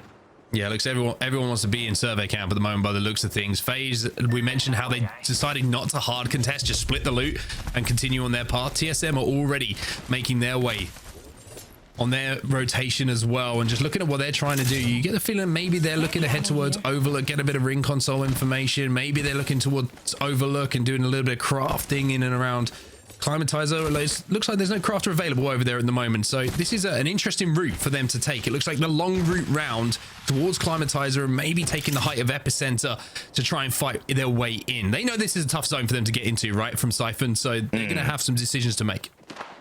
And I think just limiting the teams that are going to be coming in, trying to pressure them from behind so they can play forward with the fuse, like you had mentioned, them picking up, opting away from the conduit. That offensive pressure and just pressure in general for teams who are already maybe in a better spot than you, but towards late game start to run out of grenades, start to run out of resources to fend off something like a fuse knuckle cluster again and again and again. There's going to be opportunities, I think, for TSM to siege, and so maybe that's why they're deciding, let's just keep things in front of us. But of course, they will run in up to a fighting team, drop in gaming. We've been fighting at the very start of every single match if they continue to go so. And of course, Dark Zero on the opposite side, they've got teams like LG and Complexity, no stranger to fighting early as well, who will be nearby as we take a look with Sweet on the Rampage, a weapon I love. You know, I love it, Mark. It's true. You are a Rampage salesman. That's right. That's right. However, I'm not buying. That's what I'm saying at the moment. Okay, the budget's not quite there at the moment. All right. Complexity still trying to hold down this train tunnel at the moment. Interesting to see that there was a Bloodhound in the lobby, and it is going to be Dark Zero that we saw. They're going to be able to hit the survey beacon, which is going to give them not just information on where the zone is going to be going because of the fact they can see where all the traffic is piled up, but maybe if there's any isolated fights that they can take on the outside of the zone using that Bloodhound to be the fragger, to do that entry damage on with Jim Burton, of course, playing that legend. So interesting decision to run the Bloodhound here. Obviously counteracts that Bangalore, like we mentioned a little bit earlier as well. But LG, they're looted, they're looking good coming in from trials, but the question is, are they in a position to rotate through Skyhook here without having to take too many engagements? I mean, the truth is, in World's Edge, you can get caught out, like in any map. You know, whether it's even Broken Moon, Olympus, those aren't competitive maps that we tend to see. Everyone knows in Apex, you can get into a bad spot and not really have anywhere to turn. However, comparing that to what Stormpoint can do in terms of getting caught out, you can be caught out so badly on Stormpoint that you might as well just walk away, throw your controller down, and just let them finish that off. They've got the better position. World's Edge isn't usually like that. You can play out of it. So I'm starting to understand this Bloodhound pick a little bit more, though we're still only seeing it with about 10% of the lobby. You're getting major value, and you're kind of saying, we don't have to have good RNG, we don't have to have the best loot, our early fight and rotation timing doesn't have to be proper, but we will be able to see and have presence in this end game as long as we make it there. So for a team like, you know, I think Dark Zero, with the confidence of a million teams put into one, I think they're going to be happy with saying, all right, we'll take a little risk, maybe you don't have as much mobility, but we are definitely going to be able to be a threat with our controller players that we lean on in these end games. I'm interested to see that apparently when you play Rampart, the walls are not affected by gravity, because Those things are at an angle. That is like, that is an she just hammers them in real hard. I mean, yeah, those things have got some grip. That's what I'm saying. Ape Gang are going to have this height on survey. We did see where the zone is going to be pulling, though, and it is going to be pulling a little bit south and actually towards the west side. And I double-checked once again with my directions to make sure they were correct this time around. Towards where, surprise, surprise, Elevate Gaming find themselves. So all these teams are in survey camp at the moment are going to find themselves having to leave, having to move. One team who is going to be safe in zone, who's kind of playing the exit of the train tunnel to the north, is going to be Dark Zero as well. LG, they've taken the Vault tunnel. They're going to be safe as well. TSM, though, they're the ones with the hardest rotate here of our big hitters so far in this lobby. They have to move all the way from epicenter through the traffic, down from the height, down to the low ground, the train station, to try and fight their way into zone. Just an over look at epicenter as to the positioning of TSM. Sometimes a very dangerous spot to play, but they do have a gravity lift that can get them up top, maybe buy them a bit of respite if things go wrong. But you can't always plan to go wrong. In fact, this moment right here, there's a ton of planning because this next zone in round 2, it's going to move, but it's going to close so much due to the fact that we've pulled all the way north to this map. So every southern team is going to have to push in behind them. TSM have made a long rotation. They will be safe for the time being until round 3. But that's about it before they're probably going to have to move. They're praying that thing comes their way. Meanwhile, Zach Mazer and LG in the midst of a tangle, one below and one above inside the building. Let's see who gets the edge. Well, someone just came flying towards him. That might have been Sweet, he's on his back at the moment, but Sweet might have been able to do his best Superman impression and get back to a position where he can be rezzed, and that's exactly what does happen. So both teams are going to be able to reset here. Even though a couple of knocks were traded, no one was in a position to finish them. So we are going to see the continuation of this fight. Elevate control the inside, which is always going to be better because you could be the team looking out. Underneath is so vulnerable. Unless you have a legend that can eat up grenades like Watson with that interception pylon, you're just kind of waiting for damage to be done because you don't have a way to create space around you. Unless you have pressure on the outside, which is, maybe what's happening here with some of the rotations. It has to be worse for Zach Mazer and them to try to pressure because they might get poked from a third party. Otherwise, LG is pretty much in trouble. They are not in the driver's seat. You could say that, at least in this position. And that's one thing that is extremely important to know. DNO Gaming, 2 points only. We're in our 4th game. Duplex, Sinox, Crust. Impressive pros in their career so far. Together, not putting it on the board the way that they would like. Could this game be a change? They're going to have to get through this very contested choke mark. And Optic Gaming, another team who high expectations haven't really shown up today. They need to get through it as well. They do have a great position, though, Optic Gaming. They're trying to hold DNO out now. Right? Well, they've managed to force them to retreat. And with a little bit of a spray coming in here from Noct as well, they're going to keep chipping away and keep trying to gatekeep them on the outside of this zone. This is a big opportunity for Optic Gaming. However, keep your eyes on the top right side of your screen. There are 19 squads still remaining here. Only one team is a duo as well. So, I mean, it's pretty ridiculous to see that amount of players still in the lobby, that amount of teams, as Zone 3 is about to close in 60 seconds time. And it's the exact opposite of what we would see in probably a storm point south to North Pole, just because there'd just be so much chaos. It's so difficult to traverse that amount of space and that high ground. So many other teams are just positioned easily to pick you off, add damage, third party, and make it difficult. But in this strange way, we have seen all of these teams land enough north, land enough west and east, that there really hasn't been too much of a committed fight. And maybe that's also the fact that it's game 4 and they know that the stakes are high. Optic Gaming and DNO still holding each other on the southern side of where the zone will move. TSM at Epicenter where we left them, and they will have to cross phase. But I'm focused on the north. That's not enough space for what looks to be about 11 teams sitting at the top of this, Mark. Yeah, I think one of the contributing factors to why we're seeing the lobby how it is with 19 squads still alive is I think there's been some pretty bad zone reads, maybe some early bad zone reads that everyone else has kind of piggybacked off of. Teams maybe who didn't have survey beacon information themselves see the traffic, they see a scam, whatever it might be, see teams rotating, and one bad rotate has kind of turned into a few others where they thought survey camp was the play, and instead they've had to change that kind of plan now that they've seen the zone is pulling away. One team is making an early move to the other side of the zone smartly as well is going to be Complexity. Complexity do manage to hit the balloon inside of the train tracks and get all the way across to the other side, and look at the kill feed now. That's what you're going to see. This lobby is going to get cut in half as everyone has to leave survey camp. Yeah, and you know, it's exactly it. That is exactly what happened. They called survey camp. At least 5-6 teams called it. Probably more of the lobby called it, but just wasn't there. And now they're in trouble. These teams fighting for it, and this is what happens sometimes when you make a bad call. You got to work with what you got. Native Gaming don't got a lot. Bangalore ult beside them. Double time passive. An X for Clane, 30% more movement speed. Piercing spikes, 1 of 2 down for Rambo. His return back into the ALGS, at least for now, is going to pay off as Mamba fires a spray and gets hit with a black hole. Not enough to kill, a grenade to follow, and that is it. Rambo trying to make himself out, but it's going to be Oxygen who cleaned this one up. There's no way they're getting through the trio, Aiden, Reeds, and Vayne on that one.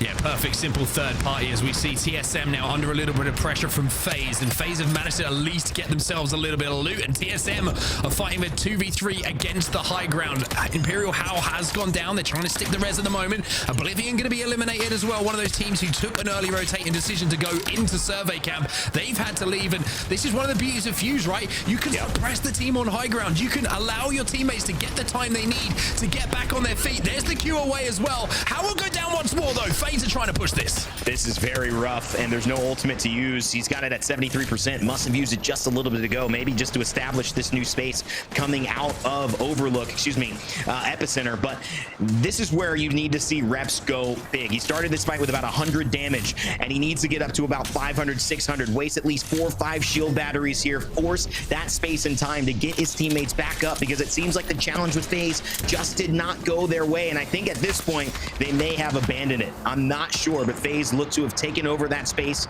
Reps hiding behind this rock, just trying to salvage what was a fight that did not go their way. And hats off to Zeratricky and Panders. You can see how good they are at maintaining not only an advantage in terms of a fight, but also just fighting in general. They're deadly. They're calling a MOBA here, and I'm wondering if Reps is thinking, hey, I could ult this. I could ult this and really cause some problems, because he knows both players are going to be pretty close to that respawn beacon. Maybe he's thinking about doing it late so that he can kind of escape and hold FaZe up.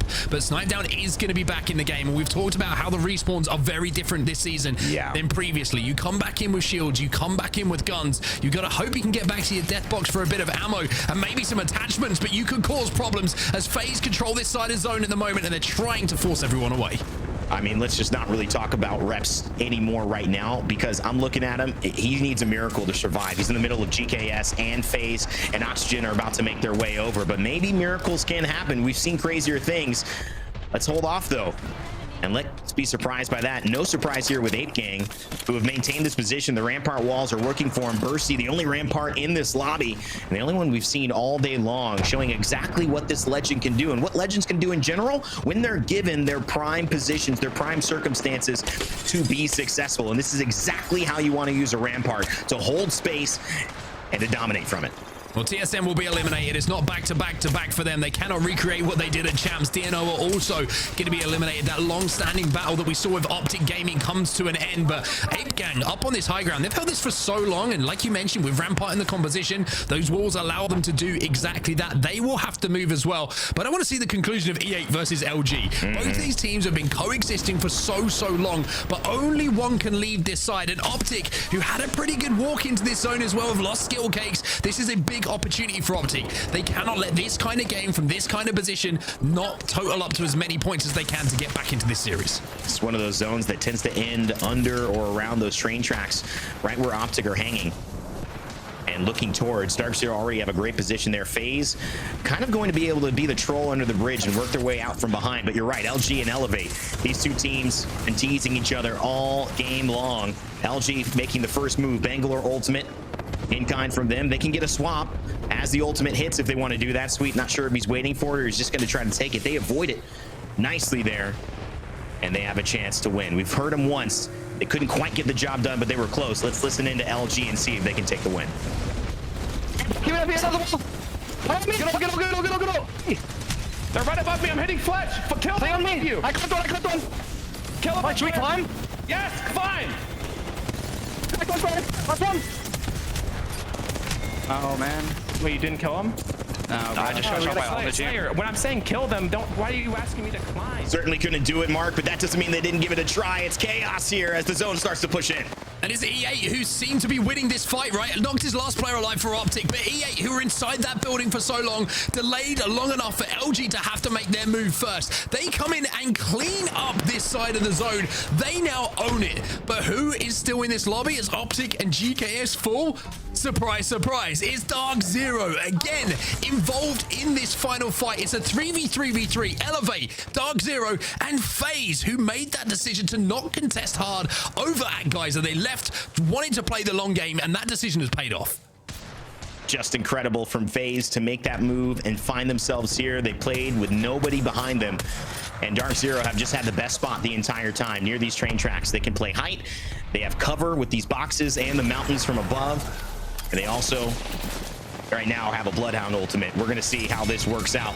Doesn't look like they're gonna be missing much. Elevate, however, they're going to be missing all of their members, as that is an easy wipe. It's going to be a FaZe and Dark Zero 3v3, Mark. Yeah, damage been done as well here by FaZe. You can see the Zero's taking an off angle though, but can he survive? Ooh. No, he can't. It's going to be FaZe who get that first knock, but Sykes is going to answer back. Sykes, the new pickup, looking once again to prove he is the man to take Dark Zero back to glory. A second one for him as well. He wants the three-piece, and he's going to get it. Dark Zero will be your champions here, and Sykes showing exactly why Zero and Jen Burton put their trust in him. You know Dark Zero's been waiting for that one. They were so close, so long here in this ALGS Day 1 of our Year 4 split, but they finally get their win. And Mark, that's got to feel good. They have been maybe, now when you look at it over the course of 4, the most consistent team in being involved in these final circles, and they finally get their win. This is the Dark Zero we expected to show up today. Maybe even better than we expected. Yeah, I think there's a couple of important moments to talk about Dark Zero's game that we just saw. Is Bloodhound being able to scan and find out where everybody is on the map, not just the circle information, and then playing away from that huge amount of congested area that was survey camp became. Yeah. They gave themselves kind of, if it does go to survey camp and everyone fights, we can play from that. If it does pull away to train station, we can play for that as well. And playing that kind of 50-50 position allowed them to get ahead of traffic when it did pull away from survey and put them in a good position to essentially move in and win that game. But I'm a little bit surprised to see E8 not put up more of a fight. I think there was a couple of long-range shots that came in from Dark Zero that got that first knock, and then they bunched up and grenade damage was enough. But FaZe, I mean, I will say they're going to be extremely happy with that performance. I think a lot of people might have looked at this roster and thought, hey, this isn't one that jumps out to me on paper, but I think that there's still a lot to be said for the 3 players on FaZe here. I think they're going to be a little bit of a dark horse going through this season, and I'm a believer. I have to say, if they can either win that contest over at Geyser or decide to get enough loot and can consistently get enough loot and leave, I think they've got it in them to put some good points on the board consistently. I mean, it's not like Zeratricky and Panders aren't proven. Snipedown, we know, leadership-wise, absolutely proven. Winning-wise, absolutely proven for multiple games, and especially here in the ALGS. Just hasn't picked up that flow recently, but this could be it. Elevate Gaming, too, you're right, I was surprised, but when you look at the way that most teams are used to fighting within smoke right now, it's rare that all 3 teams have that level of the ability to fight you so clearly without digi threats on them. It can happen there, but I think there maybe was, oh man, we're fighting a Bloodhound now. This means that we have got to take the pace to a different level. We're not going to be able to hide at all. We have to treat this as if it's go time 100%. Optic, decent game. Ape Gang had a really strong showing, and I'm liking the Rampart. And as we look towards the bottom 10 of our showcase in game number 4, still teams that can easily keep performing. Oblivion maybe comes to mind. They've been very consistent over 3. Their first stud so far on World's Edge. I'm sure they will bounce back from that. PLP, I've liked to see what they've done. A 0 this time around, and obviously Complexity. They were in the mix, a top 2 finish in game 1, 13th here, but still 4 kills, showing, Mark, that they're willing to fight, and they're feeling pretty good in terms of their, at least, contests. Yeah, the contest looked pretty comfortable for Complexity, to be honest with you, but apart from that, not really too much to talk about. They forced their way into the top 10, but I think that was just from the long-term position that they did have. It was the next fight where they really didn't contribute enough to force their way towards that end game. TSM had a little bit of a rough game there, a very tough rotate for them. Decided to go from the side of Epi, which was a little bit of a surprise, but also you can understand it coming down from that height. Maybe they thought it was going to pull back towards where those rocks were a little bit more, but I mean, TSM, they're not going to win every game of Apex Legends. It's a fact. You know, you do still have bad games, even though they won 2 back-to-back. I mean, I just want to bring up again, TSM, Dark Zero. We've seen that back and forth last year. We see it today. It's just so much fun to watch on North America when you have two great fighters going at, and it really reminds me of a little bit of Messi and Ronaldo, you know, for our football fans out there. Just two greats, people, obviously different types of accolades at different times, but you can tell the talent is there to be able to win it all at any given moment. Talk to me just a little bit about, you know, not only just Jin Burton and Zero picking themselves back up after a disappointing finish in Champs, not what they wanted, but also how well Sykes is just meshing into this squad.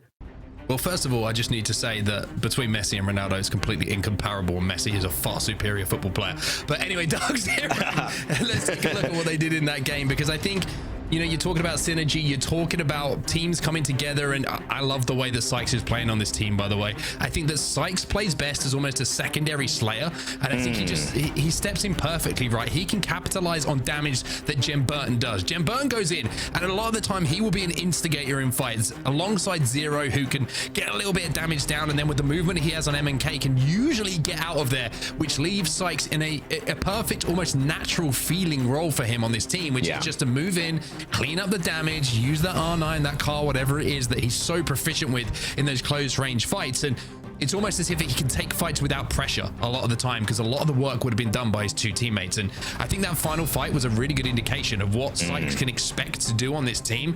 And I think it makes Dark Zero a very good looking unit, but you never know with Dark Zero, you know, the next event they might not win it, and then they just make a change. I mean, exactly. I mean, I wonder too, I mean, one of the thoughts I had, and this is something that we can talk and bring up, and as these weeks go by, is maybe that there's an age component as well. Maybe just the way Zero and Jin Burton, or their length, their tenure together in the ALGS. Zainu coming in new, a star in his own right, but Sykes maybe a little bit more tenured, a little older, maybe something more alignment in terms of the way that this is fitting right now, in terms of the goals without needing to really speak them. Obviously everyone wants to win, but there's just different paces, different decisions. How do you practice? How do you think about the game? Maybe this is just something that meshes on a lot of different levels for Dark Zero, but we will find out very, very soon if they can keep this up. TSM don't win. They don't go back to back to back. It's Dark Zero's turn to claim the limelight. When we come back, 2 more games to close out day 1 of year 4. We'll see you in a sec.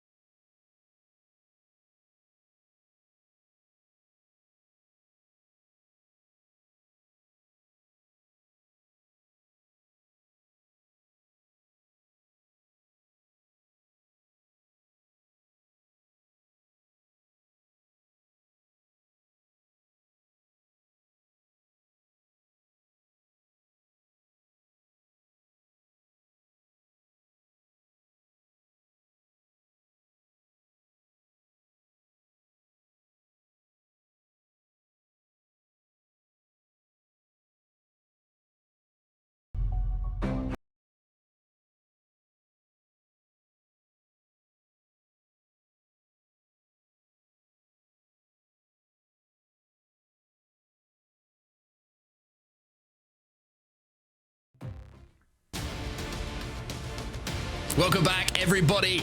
We got 2 more games to go, and it's going to be Gaskin and myself to take you through those 2 games of World's Edge. A little bit of a change up with Dark Zero coming out on top, Dan, and I need to get your opinion. Messi or Ronaldo right now? Let's start the Twitch chat off again. Who are you picking and why? Messi every day of the week. Thank you. That's all I needed. You don't need to give me a reason, because I know you're a smart man. TSM or Dark Zero? Oh, I'll wait for that one. I'm not gonna throw you under the bus that early. I'm sure there'll be some people in the chat who'll be coming after you otherwise. But what did you take away from that last game? Because it looked very impressive from Dark Zero.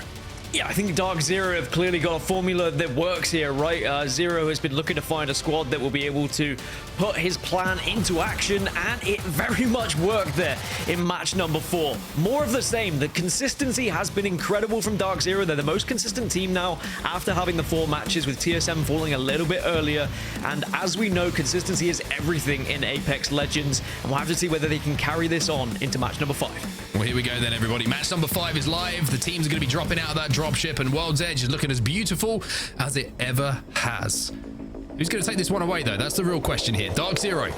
They get the win. We're going to see the contest potentially between Eternal and Complexity again over at Survey Camp. A couple of Arcstars going to give the indication that is going to be the case.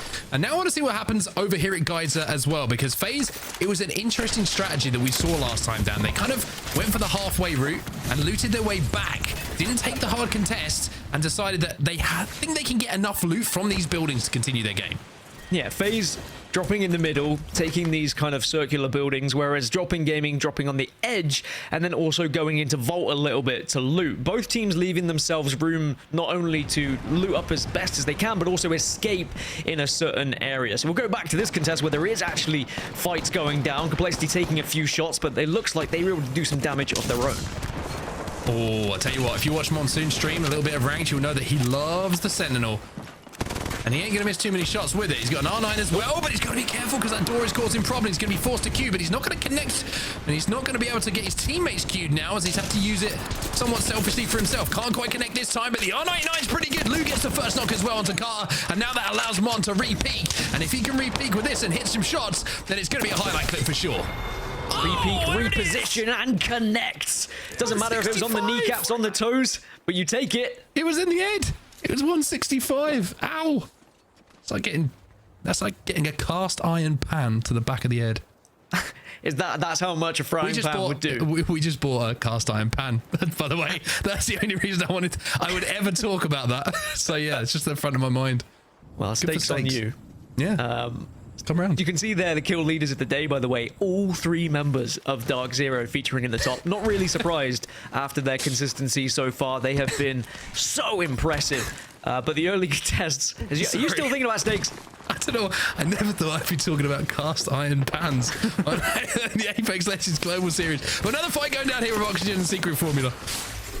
Yeah, Secret Formula just trying to hunker down a little bit. Watson fences go down for protection. They've also got Catalyst to barricade those doors to make it even harder. This is one of the most difficult fights to take sometimes when you're stuck in this building. So many doorways to try and defend, and the team that's attacking can pick and choose just how they want to pluck you out of this building. So I'm interested to see how Oxygen go about this. Yes, Reed's running with a Buster Sword. Takes control of the door on the outside. He says he's going to pull that thing out. No material added this time around, but looks like Oxygen, we're going to decide to leave this fight for now, and I think it's smart. You can see there was Watson fences down. There's potential of a gen coming up pretty soon, and it also slows down the rotate. So Oxygen, having not got initial damage, decided it's more important for us to continue on our path. One team who's also continuing on our path in a more aerial route after hitting the evac is going to be TSM, who are working their way into Monument, where it's looking like teams are starting to stack up here. This could be our endgame. Yeah, I think everyone is banking on Monument here, and TSM already landing and having to take a fight. It looks like they're not able to commit to it, and they're being shot by more than just one team, and this is not fun for them at all. Dark Veil goes down just as the extra little bit of protection as TSM trying to reset. Oblivion also in Monument doing some damage here to the TSM squad that are outside. Yeah, there's a really good wall actually coming in from Verhost on the Catalyst to make sure that he cut off the line of sight, and also gave a little corner just for everyone to heal up, and maybe TSM will think about pushing this again in a few moments time, but it's going to be a pretty tough push for them if they do just try and decide to do so, because of the fact that it's a narrow doorway to walk through, and I think Oblivion want to try and force them away. I'd like to see them be a little bit aggressive here, maybe just have a little bit of a peek, as we do see Hal go down. I'm pretty sure that was a Kraber shot out of nowhere, and now TSM, well, they're in a little bit of shambles. Yeah, this isn't going to be easy for them. They might be able to get Hal back up if the team in Monument doesn't push, and that Thermite might be able to help out, and unfortunately, power goes down. And CSM down to just a 2 now, and who else? It's Zainu with the Kraber as well from distance, being able to finish off that knock. TSM at the moment are probably thinking, this isn't a very fun game, is it? Just let us survive. And now they've got decisions to make. Do they go for the banner? Do they try and get in a position to get Hal back in the game like we saw Dark Zero do? I was holding my breath to make sure that the Kraber reticle didn't wobble for Zainu there, because you could see he was lining it up. He certainly has a sight line on it, but doesn't want to waste too many bullets on kills that they can't necessarily convert. So just going to hold and have some trigger discipline. As I say that, he's like, actually, screw it, they're on the balloon, it's easy targets. Imagine if he hits that with the bullet drop, that would have been quite some shot. Zainu now decides he's going to turn his rotation away, and you have to say PLP, not only are they in a great position power-wise because they have the height of epicenter to look over all the teams moving in from Monument, as TSM of course found out. Having that Kraber up there as well makes it so difficult for any teams to even consider pushing them. They know where those bullets are coming from. They will have heard that Kraber being fired in such a distinctive audio cue for teams around. So PLP are going to be safe up here for quite some time. Yeah, a great circle pull for them and the position they found themselves in, as everyone's going to have to head to Monument. There is still places to play here, or space to play, either way it works. A lot of room on the southwest side, and even though it's not going to be a guaranteed position for you in the late game, it is somewhere you can survive if you are rotating late from the southern side. So it's not going to be all doom and gloom straight away, but you need to have a secondary plan once you get there. So there's kind of checkpoint areas where teams can position themselves temporarily, but then what is the bigger picture? How do you win this game? That's what everyone's thinking at the moment. When you're in this kind of stage, everyone's like, where do we need to go to win? No one's really committing to fights and committing to just second place just yet. One team that is committing to fight is going to be DNO, and they've got a fight going down at the moment, just up on those tracks. Xenox has taken quite a bit of damage himself. The Conduit always going to be down as well, and it's going to be DIG who are causing them problems at the moment. Duplex, he's got a Buster Sword of his own, and I've got a feeling that it's probably slowed him down a little bit because that thing's pretty heavy. Dupe just has to be careful here. He was maybe hoping he could get a little cheeky res off, but it's not going to happen. There's too many teams with eyes on, and it's just about survival here. Still 19 squads remain, so you know that every angle you take, any position you try and move in, there's probably going to be someone who can see you. It's not going to be an enjoyable experience from here on out, but other teams looking just to try and pick up that free KP, really. So many bad Final Fantasy VII references going through my head right now, by the way. See the Buster Sword, he pops the Phoenix. I'm like, he'd use the summon. You know, it's all of that anyway. We get it. You love Final Fantasy. You can tell I was excited by the crossover, everybody, can't you? Yes, okay, I was alive when the original came out. What are you going to say about it? FaZe, they're back over towards Geyser. Made a little bit of a change, and maybe just going for a little bit of a, shall we say, the comfort of home where they did land, and trying to rotate how they would want to had they not been contested. I actually really like this FaZe roster, and the more that I see them play, the more that I think they can be a real threat coming into this season.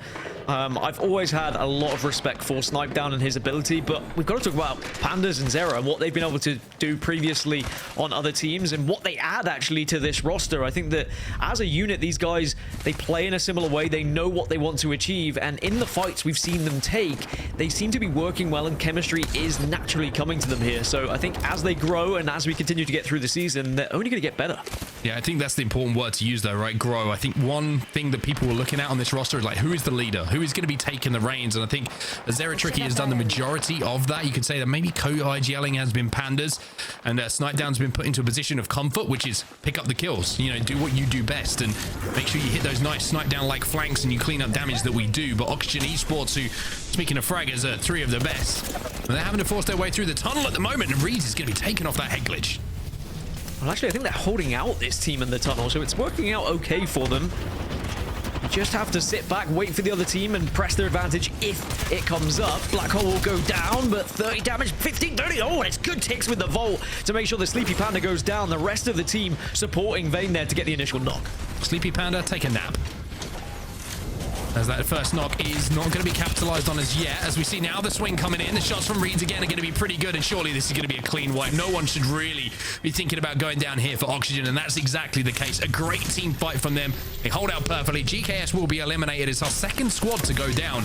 And once again, Dan, we have a slow burner of a game where we are seeing everybody realize, even in week one, how important every single game is here to make sure that when the standings are done at the end of the season, you have as many points as you could have racked up. Yeah, I mean, there was a period of time during ALGS where you would just get points for where you finished in the overall standings, but now it's about your accumulated points of where you've placed, of where you've got kills that go into the overall standings as well. So it's not about trying to play catch up in games 4, 5, and 6. Instead, it's about trying to put as much points on the board in general, and that's why we still will see teams playing it slow, playing their game, not doing anything crazy, not taking too many risks, even in these latter matches. Now, there was a short period where Skirt were also in landslide looking at Oxygen, but that fight finished too quickly, so they moved back north, and they're one of the, 4 teams that are outside of this zone at the moment. Everyone else kind of in Monument, in and around it. Teams like FaZe, Optic, Drop In, they're all going to have to move in ever so slightly. TSM's still alive with the 1, by the way, but teams like Elevate, LG, Oblivion, Native, Dark Zero have all found home in Monument, and they'll be able to stay there for quite some time. Yeah, I wonder if TSM's a 1 or a 2. It might be stacked up on top of each other. One team who was a 1, who has become at least a 2, and in fact, they've become a 3 is DNO. We saw them take that fight. They're over at Geyser at the moment. They're going to have to work pretty hard to get back into that zone, though.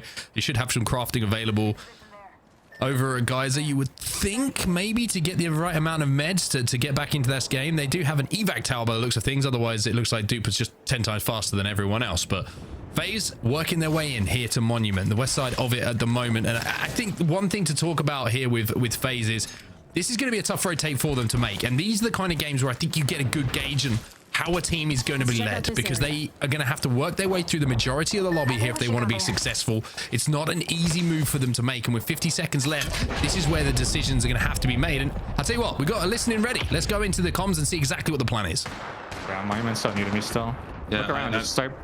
Pan, I want you to ping something. They just like... I mean, I just know bridge, and we can work in from bridge, and that's all I really know.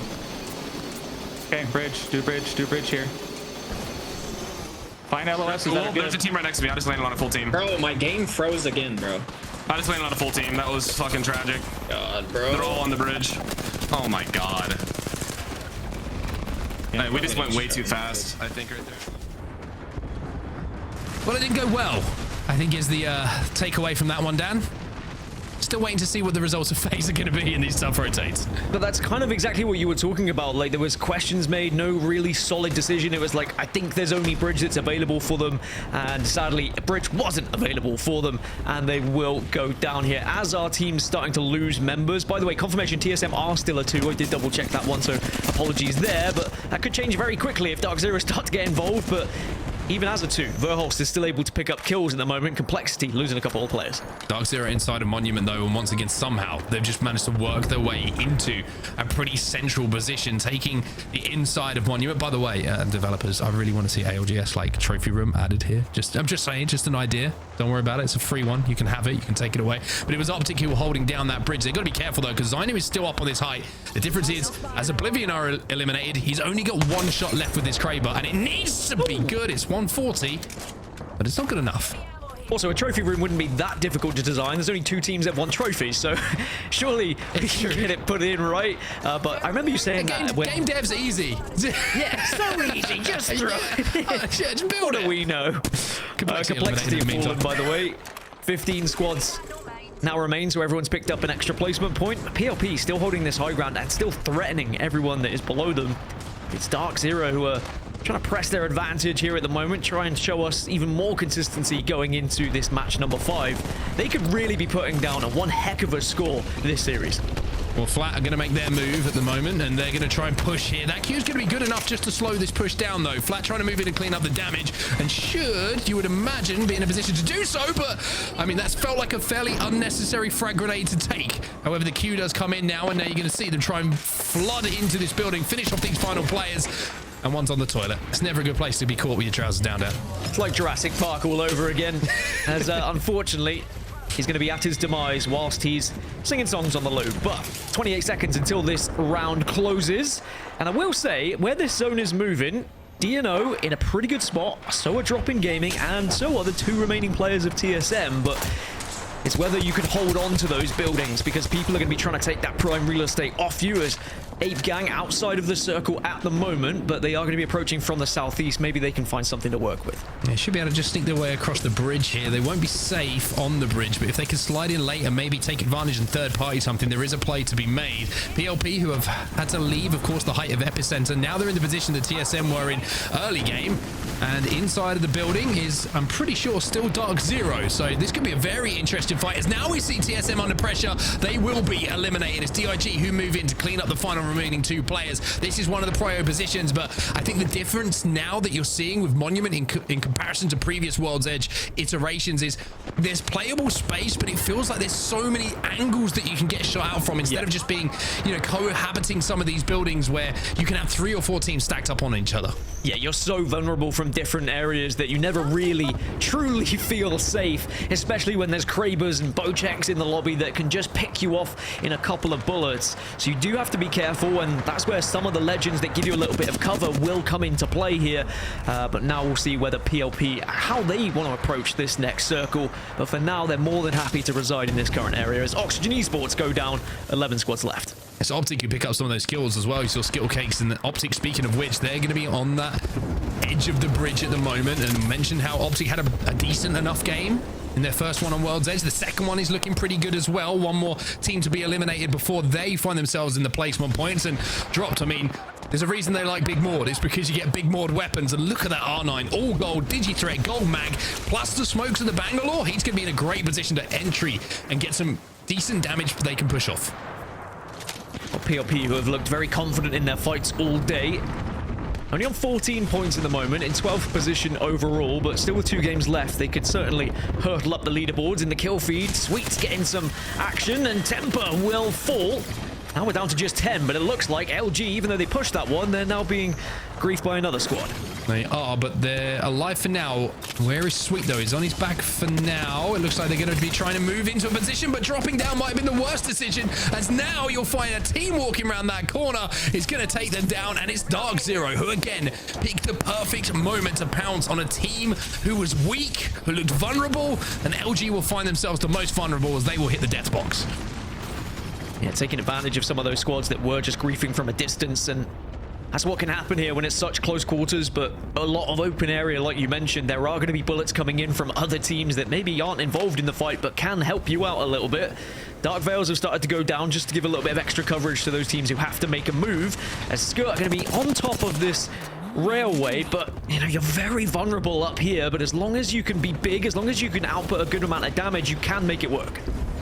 Sykes under pressure. Zero trying to back him up. Elevate, who have had to force their way forward. Well, they're going to be taken down. It's another top 10 finish for them with a couple of KP, but this time it's Dark Zero who come out on top. But look at Native. They are holding down the angles, and Dark Zero, as great as you are, it's very unlikely you win this unless your name is Sykes and you're playing Conduit. He is destroying them and forcing Dark Zero into this zone. Somehow Dark Zero still alive here and forcing Native back and making it work. And Sykes, you know, there's a lot of pressure on this young man's shoulders being added to this roster, but boy, is he living up to expectations. They may well go down here, Dark Zero, but they've been able to stay alive to get those extra placement points at the very least, as Sykes still just about surviving. Yeah, Sykes is still a problem as a solo. DNO will be eliminated in the meantime, and I tell you what, Sykes, he's found himself a kill onto Xenox as well. He is the player that sends them to their deaths. Unfortunately, he will be sent to his, as Optic will move it. Optic now into the top 5, Dan. It is almost like they have risen.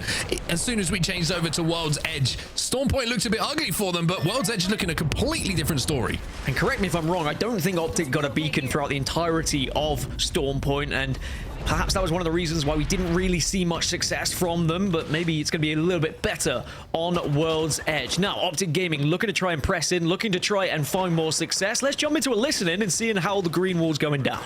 Yeah, left favor, one of the left scaffolding. He's just staring right there. If they bang ult us, I'm gonna instant bang ult back. Okay, I have wall. You have all right skills. They're getting shot by a lot of people. Yeah. I think they got knocked. They might have. Yes. Did they have a gen shoot a smoke at if he has on bottom? On bottom, blue armor, 30. Looking. Rolling a nade on him. I'm gonna kill him. He died. Team is hard focusing. There's 2 guys under. There's 2 guys under. Left is hard focusing. They're staring. They have Kraber dropped. I have a smoke down. They have Kraber though. I shit on them. They wall. All right. We can play off their wall. Play off their wall. I'm picking it. Almost cracked the top. I'm killing cat. Selling. Last guy hit 50 blue. 50 blue. I'm batting. Fucking ults. Climbing up here. Breaking it. They're on the wall. Yeah. Batting. It's last guy. It's last guy.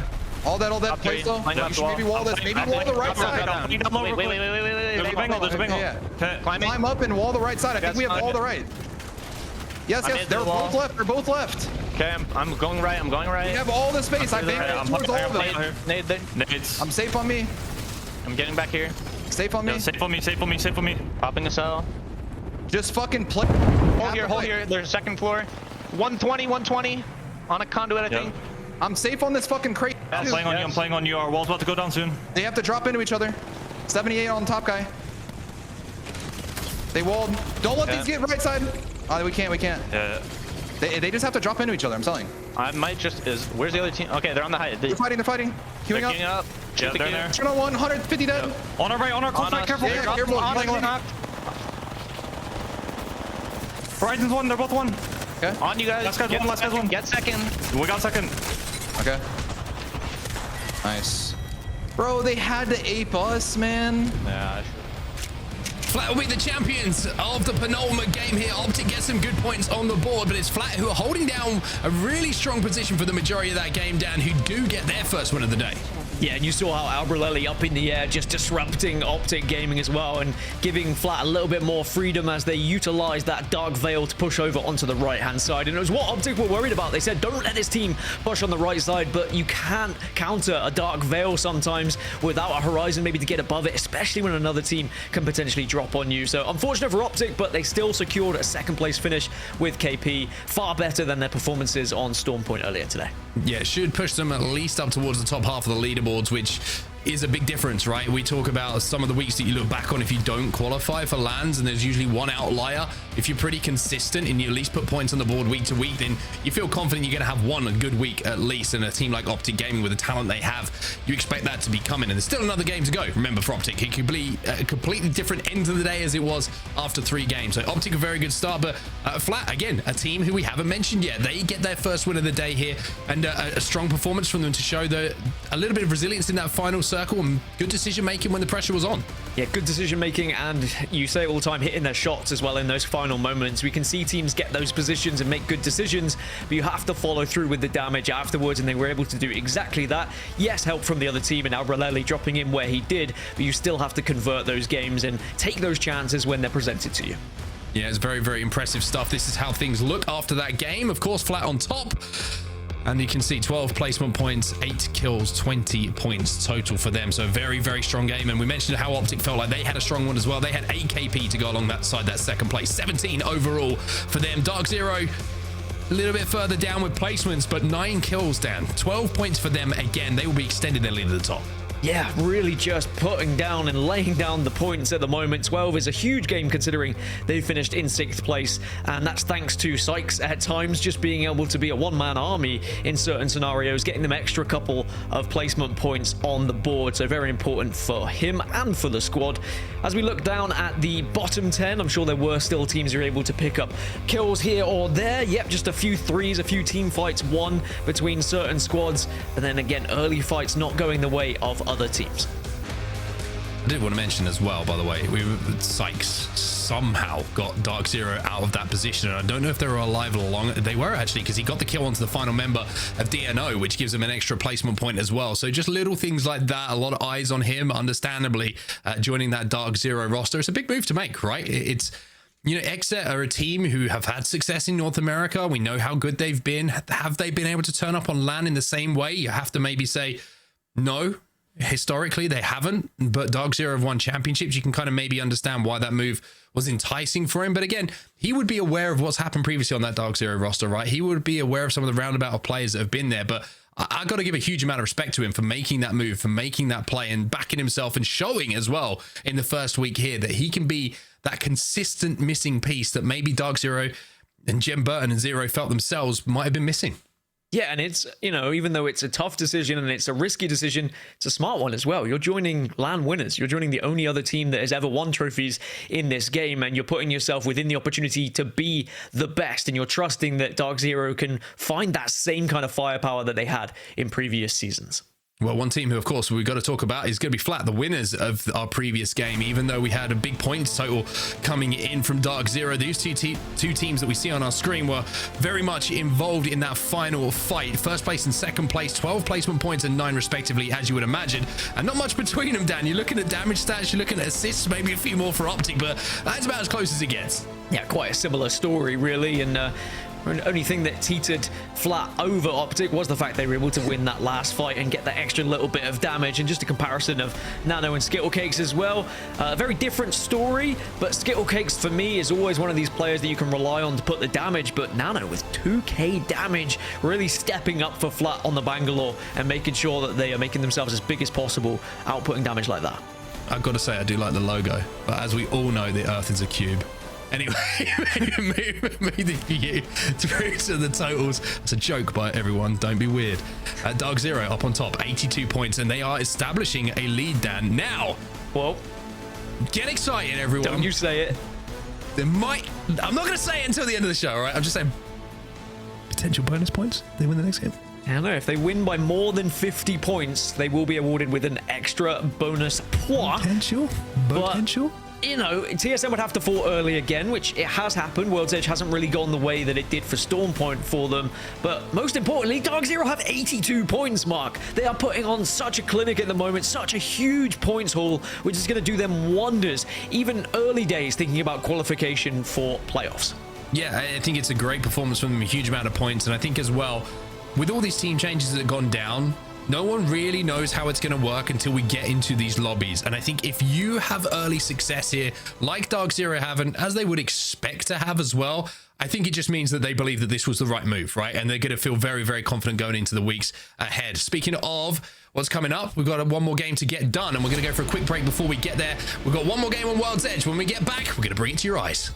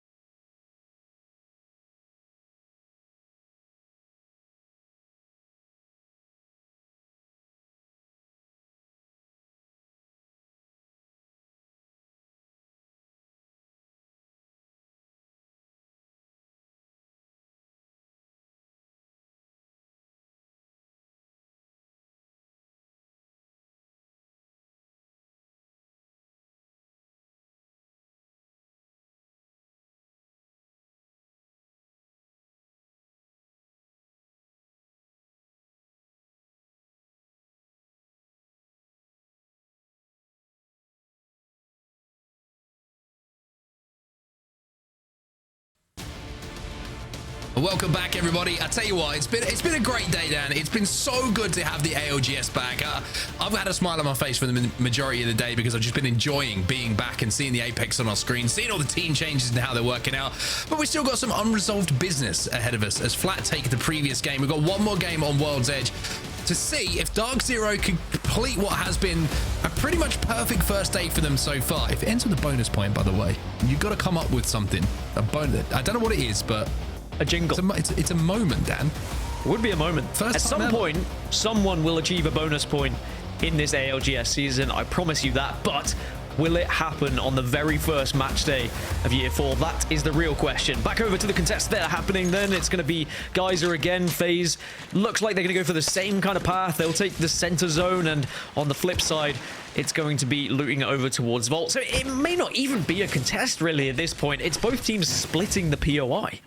Yeah, this is just yeah. I mean, it has been a contest, but I think both teams have realized that there's not really any point.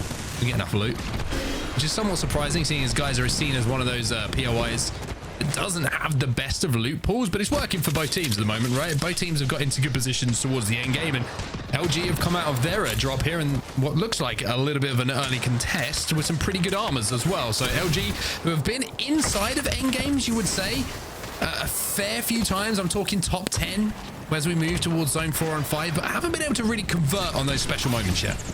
Still, though, a good amount of points. 5th place, 31. They've done pretty well, especially considering Dark Zero have been mopping up the majority of points here. And when these lobbies happen, you have to make the most of it. You have to find points where they're available to you. And I will say LG have done well with that. Even with bad situations, they've been able to force rotates to put them in better situations for those final circles.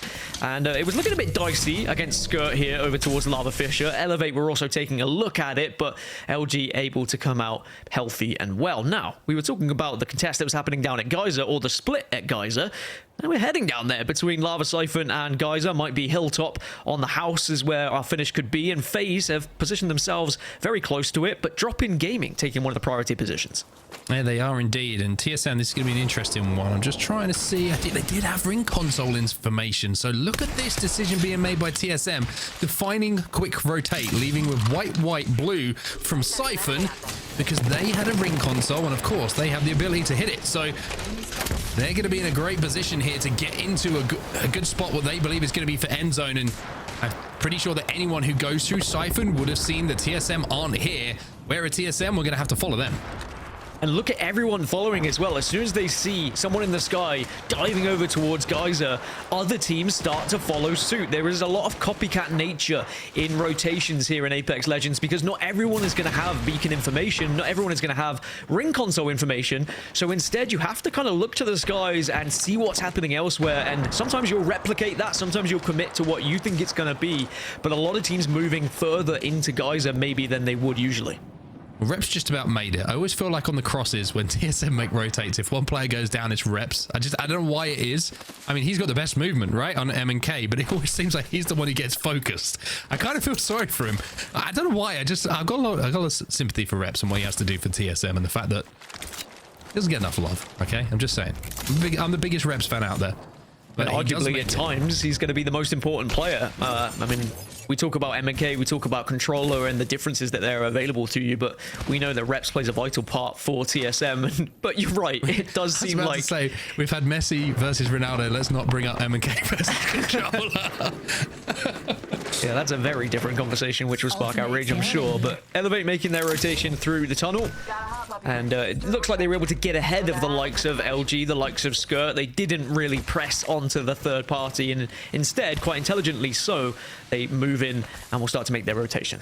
Yeah, I've been pretty impressed with the decisions from EA. I think one thing that maybe Zach Major as an IGL has been a little bit guilty of sometimes in the past is not taking that extra beat to think about the decision. And it seems like this time they're just taking that extra second sometimes just to make, is this the right play? Yeah, it is. Okay, let's commit to it. Instead of I'm going, everybody follow me. You know, I think that the communication's been pretty good, and you know, watching them go through the PLQ is a good indication of how their comms are, of course, been sounded and how they have been commanded by Zach. And I've got to say, I've got a lot of good things to say about this team. I think they really are working well together. And plus, Zach's got the Buster Sword. You know, I'm a big fan immediately. Hey everyone, I played Final Fantasy. Did you know that? Right, just as a final note on this, go on. Yeah. The reason why I love the Buster Sword is because you can have it on any legend, and I actually love that I can have an heirloom no matter who I'm playing. But yes, I know you love Final Fantasy. I can tell. Thanks. Yeah, I'm a big fan. Well, they're making... Go on. I was a little bit worried they were going to be pushed by this squad. I thought the nade was coming their way, but actually they are the aggressors, and they won't be challenged just yet.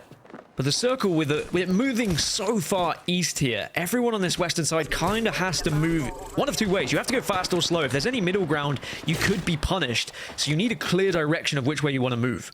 I think one thing to point out here is a comparison of something we talked about in the previous game where we were saying, hey, FaZe have a tough rotate here. They have to go through a lot of traffic. They had to go through Monument. And when we went to the listening and the decision-making process, it sounded a little bit like there was a lack of confidence on the call and who was going to be making it.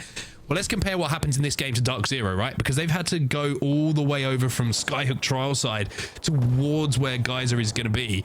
And that is just a tougher rotate. So many teams to have to go through for them. And I'm just interested to compare how they navigate it in comparison. Because this is an opportunity for TSM to maybe close that gap, right? TSM were in second place before that previous game. Dark Zero have kind of extended that lead ever so slightly. But TSM have perfect prio to this zone. Plus, they had the ring console to give them a little bit more zone information. So it's kind of a tale of two different teams this time. One's quickly rotated to what they think is going to be God spot, and one has to work their way through so much traffic. And you can see Dark Zero there right at the top of your screen, making their way just past Countdown towards Monument, and TSM banging the center of that zone. I think it's going to be a very interesting story to follow. Yeah, you've got to look at the entry points here of Geyser and surrounding areas.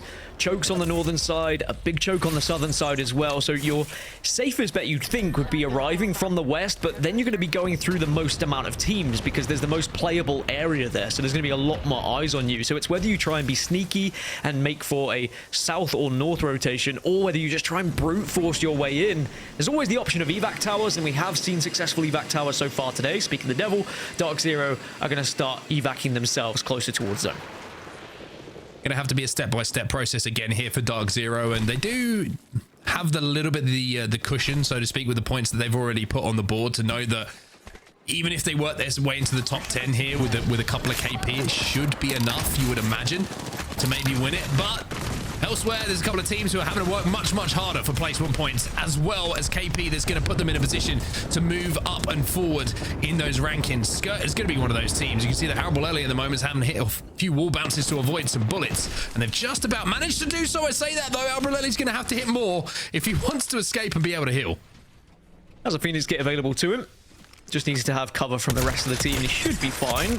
That's cover for you. Oh my goodness. The 30-30. Doing exactly what you will need and what you require when you are covering a teammate. Disgusting gun, I will say, by the way. Double heady. And the body with the HCOG. Okay. Awakening. Name to watch for sure. PLP, though.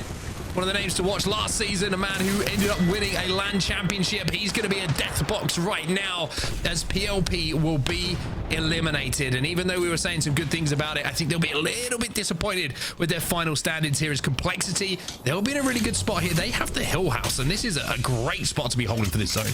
Yeah, the PLP's day started a little bit better than it ended, that's for sure.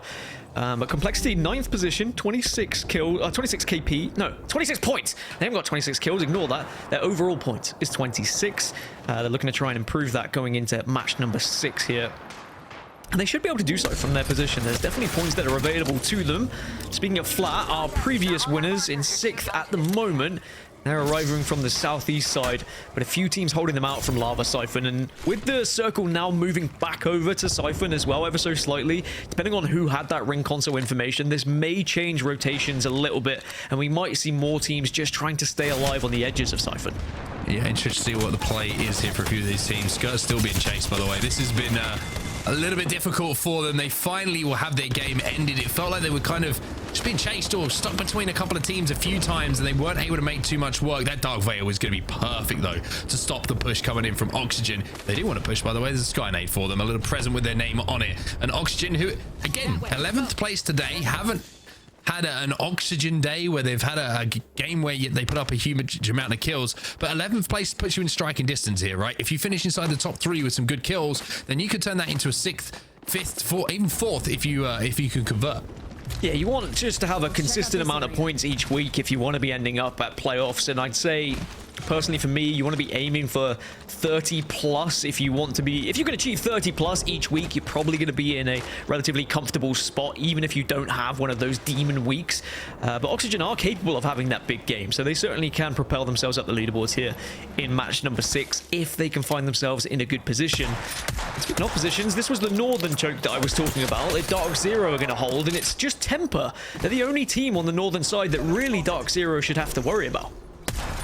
Yeah, Dark Zero have got all the head glitches, all the rock formations to play here as well. Temper are going to have to move towards them. You're Wonder what the composition is for Temper, maybe if they have a Bangalore that can force Dark Zero back for a few seconds to give him a little bit more space with that ultimate. But look at the zone, Dan, and look at FaZe. FaZe are slap bang in the center in one of the only buildings that is there. There's a couple of areas, of course, that you can play for cover, but FaZe are going to be feeling very good, and it's another opportunity for them to convert on some good points. And we'll come back to that later after this fight between Dark Zero and Temper, but it looks like it's going to be the end for Temper. Dark Zero pressing their advantage now. They just need to be careful they don't lose anyone in this push. With Cloaked falling, this should just be a matter of wrapping it up and hoping no one pushes. But actually, I'm seeing on the map overhead, Eternal have used this as an opportunity just to pass by these teams and maybe taking Dark Zero's position. So Dark Zero, with their aggression, have now lost their spot on this choke, and Eternal are about to bring the fight to them. Yeah, but look at the wingman. The wingman's been picked up, and I know it might seem like it's not too much because now the positions have been swapped around, but one headshot with that wingman's going to hit for 95, and trust me, it hurts. So one wingman is enough to take down two players, you feel, in some of the Dark Zero players' hands. Eternal got to back off for now as they try and retreat. Shot's going to be delivered to their back as well while they do so, and I kind of like this decision, to be honest with you. Sort of the fight wasn't really there for the taking, didn't get the initial damage or the knock on the third party, so decided let's play gatekeeper, let's play the high ground and force them to move towards us. Well, they were in Vault and they literally heard the damage and decided to take that chance and take that risk, but Dark Zero are pressing up and getting aggressive on them. Meanwhile, Optic Gaming down to just a 2, and they're playing a game of survival down on the low ground at the moment. This is always such a tough position to play because there's going to be so many eyes on from high ground, but Skillcake's just doing what he can to survive it as well. Optic down to 2. Dark Zero taking on Eternal once more. Zero's taking a huge amount of damage, and so is Jim Burton as well. Look at Jim Burton down to the definition of 1 HP, but somehow Jim Burton gets the first knock. I mean, it's just what he does, right? He's 1 HP, he turns around, he hits the dirty 30 shot, and that's what I talked about. The opening damage is massive in fights, and now Jen can move in. He will go down, but Eternal will be finished off, and it's Sykes. Surprise, surprise, who moves in to clean up some of that. Yeah, Dark Zero should get the reset here. No one's going to push up this hill onto this choke. So even though they lost that position temporarily, they knew how important it was to be aggressive and retrieve that position back once more. Now, going back to a previous point you made about FaZe being in Central Circle, they didn't even have ring console when they dropped. The other team that dropped with them would have taken that ring console out on the outer side of Geyser. So they were just kind of hedging their bets and going off of what they had seen just from their original Circle knowledge, yet still find themselves in a great spot. EA have found themselves in a good spot as well. They're in the bar at the moment, and that building will be safe as the zone starts to close as well. LG have moved through the choke, and they're kind of posturing at the moment with GKS on that eastern side, but Complexity, they're still inside one of these buildings, and they're still trying to fight at the moment. Looks like a little bit of cohabitation going down, though, as Oblivion are going to be on the outside looking to poke and prod, but they're going to take the bridge instead, moving back and retreating to a safe zone for the next zone close. Looking elsewhere down, you can see on the map overhead, TSM, I'm not sure what the zone read was or the decision was, but they're going to have to work pretty hard to get back into this zone now. Yeah, they were very much thinking it was going to pull over towards kind of the Hill House and Geyser. Hasn't done so, and now this is where you get to see what a team does when they've made a decision when the zone doesn't go your way. Where do TSM go from here? Elsewhere, you saw on the southern side, there's about 5 or 6 teams all in the same area, all still on the edges of Lava Siphon at the moment, who are all going to have to move in. Ape Gang, Oxygen, Flat, Secret Formula, all just hunkered down and so close to one another, and Native also in that area too. So there's going to be a lot of action in the kill feed shortly as TSM send an evac tower to the skies, and, well, let's see. Where do you go when things go wrong? And taking a little bit of damage while they do so. 2 evacs do go down just to make sure that one doesn't get destroyed. And TSM maybe thinking about playing the crane, maybe thinking about playing the wall. Are they going to be safe? They have to use the Dark Veil, and that means they're not going to have it available. Some shots coming in from all sorts of directions. Can they stabilize here, TSM? It's a risky play. There's a team up on the crane as well. I get the feeling that TSM might be forced to take a fight here, and if I know TSM, they might think about forcing the fight onto FaZe. Yeah, people shooting blind at the moment, shooting through the Dark Veil, but still doing damage, which is very annoying for TSM, but they're going to heal up. As soon as this Dark Veil goes down, they are extremely vulnerable, so they do have to be careful. They're maybe just hoping that they don't have a sightline on them, and as you say, otherwise they might have to take the fight, but they're trying to make themselves big. They're very much puffing their chest out at the moment and dealing damage where it's available. Well, meds is a problem for them as well. You can see that Verholz only got 2 cells. He's got 3 bats to play with, but when you're taking continual chip damage, that's going to put their healing economy at a little bit of a premium. Also, still no attachments. You have to wonder with the SMGs when they come out as well, will they be able to win fights with someone against that mag that's just going to be able to do that a little bit more damage for a little bit longer. But look at that kill feed. Drop-in gone, flat gone, complexity gone as well, and TSM are safe. Let's jump into a listen and see if they can survive this situation. Yep. Team across. We don't want to drop low ground. We have Nozick cells, right? Can you put a Moby down? Can you put a Moby down so we can use cover? Maybe on this fence right here? Yeah. Can't play that because there's gonna be someone's below me. We might get pushed because we put a Moby down. Popping cell.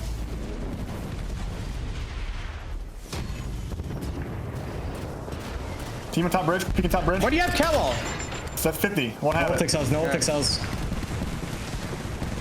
Top bridge. Yeah, shoot bridge. We gotta shoot bridge and fuse off bridge side. Okay. Okay. Dude over here, I'm gonna fuse like right here. You wanna cut off anyone that tries to come this way. I'm gonna try to. Use your thermites. Use your thermites and shit. We're fighting north side. 60 on 2 over here. Look north. 3 kills north. 40 flash on 1. Them on 1.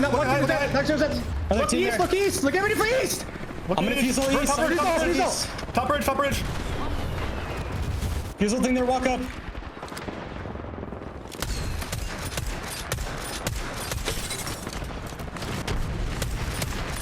I killed one. I killed the 8. I killed the 8. Nice. That's huge, bro. Look east. I don't have anything east. I have no hits east.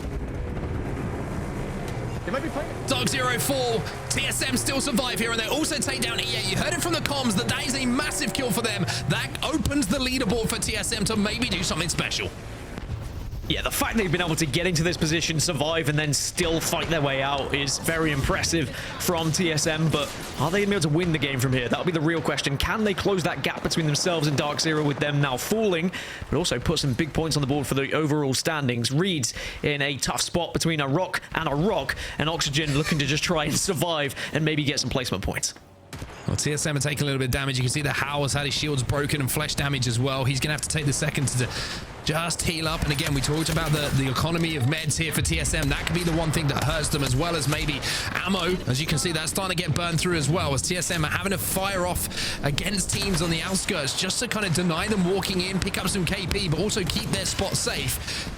But for now, it's working for them. But look at LG as well, Dan. LG, once again, into a position here to maybe capitalize on an end game. The story for them so far is close, but not quite good enough in those final moments. Is this going to be the game where it changes? Certainly, LG and Oblivion both in good spots at the moment. If they can just avoid the damage that's arriving from the teams that are up on the high ground, then they may be able to worm their way in. You can see the circle is pulling ever so slightly closer towards the likes of Oblivion and LG, but everything can change if you send it a little bit too soon, if you start to get focused. And actually, Oblivion, they moved in. They said, actually, we don't feel safe here. They try and dive on Oxygen, and because of that, they've taken too much damage. Reeds is still alive. LG capitalize on it as well, and Oblivion have lost the majority of their team, if not all of it at this point. It looks like they've gone down.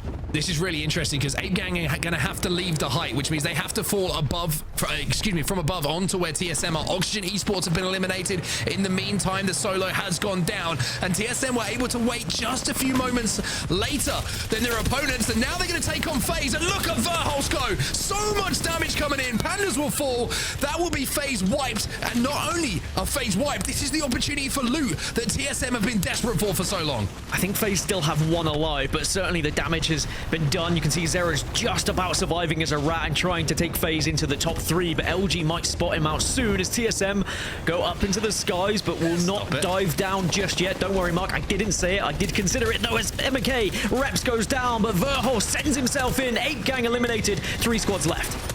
Can they hold off the push, though? That's the question. Imperial Hao is left on his own. 8 gang down. FaZe eliminated. And it will be LG in the final game who introduced themselves to the Apex Legends Global Series. This is the story we wanted. LG, Sweet takes down Hao.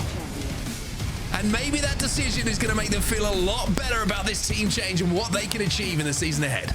Yeah, there was a lot of questions asked about Luminosity in general picking up this roster, especially the roster they had dropped previously, who were a top 5 team, now PH of course, and maybe a new team, but we will see what the name's going to be next week. These guys have demonstrated time and time again that they can get into final circles. We just hadn't seen them convert today. They convert it, they get it done, they play it successfully. Very impressed with how that's gone down. That's going to be a big points total for LG as well, which is going to put them right up there when we look at the overall leaderboards. Very, very interesting to see how these leaderboards do look at the end of things as well, because we heard from the TSM listening, they were very happy they'd eliminated E8 because they knew how close they were on the standings as well. Dark Zero forcing their way into a position where I think they got inside of the placement points, and they also definitely had some KP to put on that, so you would imagine that Dark Zero, they've probably done enough to hold down first, but for everywhere else, it's very interesting. Phased as well. Decent points in that game, but LG, I think I mentioned how team changes, the only way to kind of validate them and feel confident in the decision you made is to win games of Apex. Well, LG have done that today. They win that final game and shown that they can get it done in the end game. Yeah, we are going to see the gap closed as well with the points total from TSM. They put 17 points up, only 1 behind LG in the end. Looking elsewhere, FaZe 0 kills, but they were able to get into that final 3 with that rat in the end from some clever map positioning, it has to be said, especially without a ring console to work with. Dark Zero down in 10th, but they will still have the kind of trophy, as it were, today. They are still going to be our victors. They are still going to put down an incredible points total across the 6 matches. But the top 10, a very impressive game in some teams who really needed it. Yeah, Elevate again inside that top 10, some KP, some placement points. That'll do them every single day of the week. Elsewhere, the winners of our previous game, Flat, not so much of a good game in our final one of the day. Just a 1 point for them. Skirt a little bit quiet, and POP, I have to say, a little bit quiet today on the overall standings. Complexity as well. They had a pretty good start to the day, but just got a little bit quiet towards the end of it. And I think it's going to be interesting to watch how the final standings look now that we see A and B conclude. And we see the points being put on the board down. We're certainly starting to see some front runners, I would say, in this region, Rain Day. I mean, it's clear that Dark Zero, TSM, Elevate are all up there, but LG also putting themselves in contention to be mentioned here. Absolutely. Killers ready to go, win any game at any moment. These are the teams in A and B that are going to give us an electric performance every time they clash. We'll be seeing, obviously, this group come together in a few weeks again, but that was amazing. Let's walk through those last moments on World's Edge, because there are a few teams we mentioned at the top, guys. You know, TSM, DZ, obviously FaZe had a good game there. LG with their first win, which was big for Sweet. But in this first World's Edge game that Onset, you and I cast, there are a few teams that surprised me as well. E8, great positioning. Dark Zero, they really started to turn the corner and really put themselves in first place. But teams like Ape Gang, who 10 points in this last game in game 6, had really the god spot for most of the time here before this final zone. Yeah, they did. They had a really good spot up on that crane. The difficulty, as I mentioned, is the zone pull away from them kind of just caused them a few problems because they had to drop from that height and they had multiple teams below them. Unless you're the Horizon, of course, who's going to be landing and with the passive be able to essentially have gunny up as soon as you land. Everyone else is just going to take a second to get in that fight. And we know how good these teams are and how well they team fight. That second is enough for damage to be done and for the fight to be resolved. But I think Dark Zero for me are probably the team, understandably, who were the most impressive today. And I'm not just talking about results, I'm talking about synergy. I love how Sykes has just naturally fitted in on this team, right? Everyone has a clear role with just naturally how they play Apex. And I think I'd be pretty scared if I'm the rest of North America and the rest of the world at the moment with how that they are progressing as a team in what is, I would say, arguably a very short amount of time that these players have been playing together. It's really been a marvel to watch, and we've seen it unfold right before our eyes. The questions becoming statements and then being answered so emphatically that there's a ton of exclamation points, kind of like you're trying to sound pleasant in a work email and not saying something that sounds like, hey, that's not going to work for me. When you go into the second game, though, game 5, I think ultimately this kind of set the tone of could we see the start of something new for Optic, who I think, Dan, were on the tip of our tongues at the start of this match, kind of fell to the wayside for most of these games. Yeah, really struggled on Storm Point. As I said, it could have been down to lack of ring console for them, but the fact they had had this game, which I believe puts them around 5th place in the overall standings, means that it's still a successful week for them, despite not having the luck on their side, as it were, over on the other map. So it's so important when you have these opportunities to get into a final circle that you do capitalize on it. Sure, Optic didn't win this one, but it was a big kill game, a lot of placement points that they have to work with, and they'll be delighted they were able to put something on the board in what was a rough week for them, but I'm sure they'll still be happy. Not even a great week, but they still, just with their, it seems like their fundamentals, get the job done and find a good placement so that they can work on things next week. I am still waiting for who is that person on Optic who's going to step up. It's been so many times Hal on TSM. A lot of times it's been Verholz, though. Who's going to make the big play for Optic that really puts them into the next echelon? We know who it's going to be when we talk about LG as well, and that seems to be what started here. A fire burning physically in front of TSM and this as they kept the high ground, but low ground, a fire burning inside. LG knew they wanted to get a win, at least one win on their debut with this new roster, and Sweet, Slayer, and Funk did just that. Sarah Tricky doing a good job to get some placement points. Obviously 4 squads here, so surviving to get that top 3, which makes a difference for FaZe. Really solid performance from them. But Verholz, Hal, they go for the KP. They feel pretty safe. First is a little too far out of the way with how well Dark Zero played, and with E8 gone, they don't really have to worry about winning this one. But LG, you know, they wanted it, and that leads us to our overall standings of day 1 in Split 1 in year 4. Dark Zero, 90 points. No bonus points yet, Dan, but a heck of a day for DZ. Yeah, no jingle that I haven't created yet, but very much will make one if it happens, if we see a team get a bonus point. So kind of we see our big 4, Dark Zero, TSM, Elevate, and LG, and then Optic, the best of the rest, putting 36 points on the board, but only just pipping those who are a little bit lower. So we know who's going to take the headlines, and there was a few teams who maybe didn't perform as well as we would have expected. Certainly teams who were looking pretty promising in games 1 and 2, but then dropped off a little bit. PLP, for example, weren't able to really get going. There was a lot of squads that had contests they had to try and work with, and that may not be the case when they go into another group. So it may just be that A and B is contest heavy for them, and they pick up their points when the other groups go at it. And Mark, obviously, you know, this has been I think it's been a great start. It's been electric. Oxygen Esports, some of those teams that they just need to stay in the mix. They need to just make land. We know how good a few of these teams have already proven that when they get to the show that they work well within the limelight. But overall, a pretty solid performance. The top players, we expected them to perform, and they did. Yeah, I mean, I look at those overall standards, and there's a couple of things to talk about, right? There's the obvious TSM Dark Zero. That's going to be talked about for quite some time. Both teams, I think, will be very happy with that day number 1. But there's the Elevate story. Also, if you look what happened at the end of the day with the standings in comparison to how we were after 3 maps, a comeback from Optic on World's Edge. And I think FaZe, you know, they've contested on Geyser at the moment. They're having to take half the loot and make plays off the back of it, and they end up inside of the top 6, I think it was at the end of things there, which I think they're going to be very, very happy with as well, especially with a lot of the doubters who maybe look at that roster and think, is this team going to work in these lobbies? Well, the answer in week number 1, at least, is yes. They've performed well enough. Yeah. And I think if they can, like Dan said, get a little bit more control of a POI moving forward and claim something as their own, there is something to work with for them. And as the confidence grows, I think the IGL calls are going to be a little bit clearer. Everyone's going to be on the same page. And I think there's a lot of growth for this roster. Oh, there's a ton of growth, and I have loved seeing these new teams, maybe some new faces show up, and that's why at the end of the day, we always have to book in a broadcast with an MVP. Last time in EMEA, I brought out the glasses. You know, I'm not sure I'm going to do it this time around, but I will say that there is nothing to hide when it comes to the way this man played. There's no shade being thrown at Sykes. He, to me, is the MVP of today, and not only part of the winning team of Dark Zero.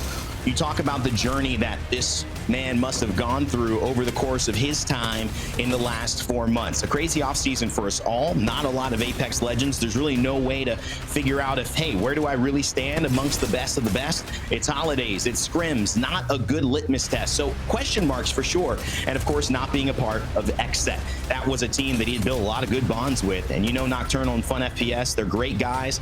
They felt like they had something going, but all of a sudden, you see Dark Zero and this pickup. Sykes joins this team, but not just joins it, he elevates it. That is why today he earned the MVP, not just from where he's gone, but what the future now looks like. If they can keep this pace up, this looks like maybe not just a great home, but the best home that we've seen for Sykes so far. 17 kills, 15 assists, 9,000 damage dealt over the course of the day. That is such an impressive stat right there. Dark Zero, very, very happy to have Sykes on their roster. He is our MVP for day one in the split. And Mark, I think rightly so. Yeah, I have to agree with that pick. I've already talked about how the synergy is looking good, the chemistry is looking good, but I think Sykes played like he wasn't overwhelmed by the fact he's playing with Dark Zero, right? He looked like he'd played with those two players for 3 or 4 seasons. It just looked like a natural fit, and I'm really excited for him, man. I think he's a great player, and I think that he's only going to get better. I think he can learn a lot from Zero as well, how to play some of the more, shall we say, like pressurized situations. And I think the sky's the limit here for Dark Zero. They look deadly today. I think, Dan, too, I talked about synergy. This is a question, I'll ultimately ask when we get a chance to speak with a member of Dark Zero coming up shortly. But there's something to say outside of the game, too. And maybe the mesh that's just looking like you could see the results of what's happened here. They've got to be getting along well with each other, just in terms of a team outside of this. Yeah, I think it's evident with how successful they've been today. They're all listening to each other. They're working in tandem. They're baiting and switching well. And I love that we see Sykes on the conduit as well. It was something you brought up during EMEA, Rain Day, is who do you put that conduit on? Do you go for a more support player who's going to be using those shields in a support way, or do you put it on your main fragger who can still shield at the same time to one of your teammates, but will ultimately shield themselves in those engagements? And something that Sykes did very well today, and sometimes was winning 1v1s because of it.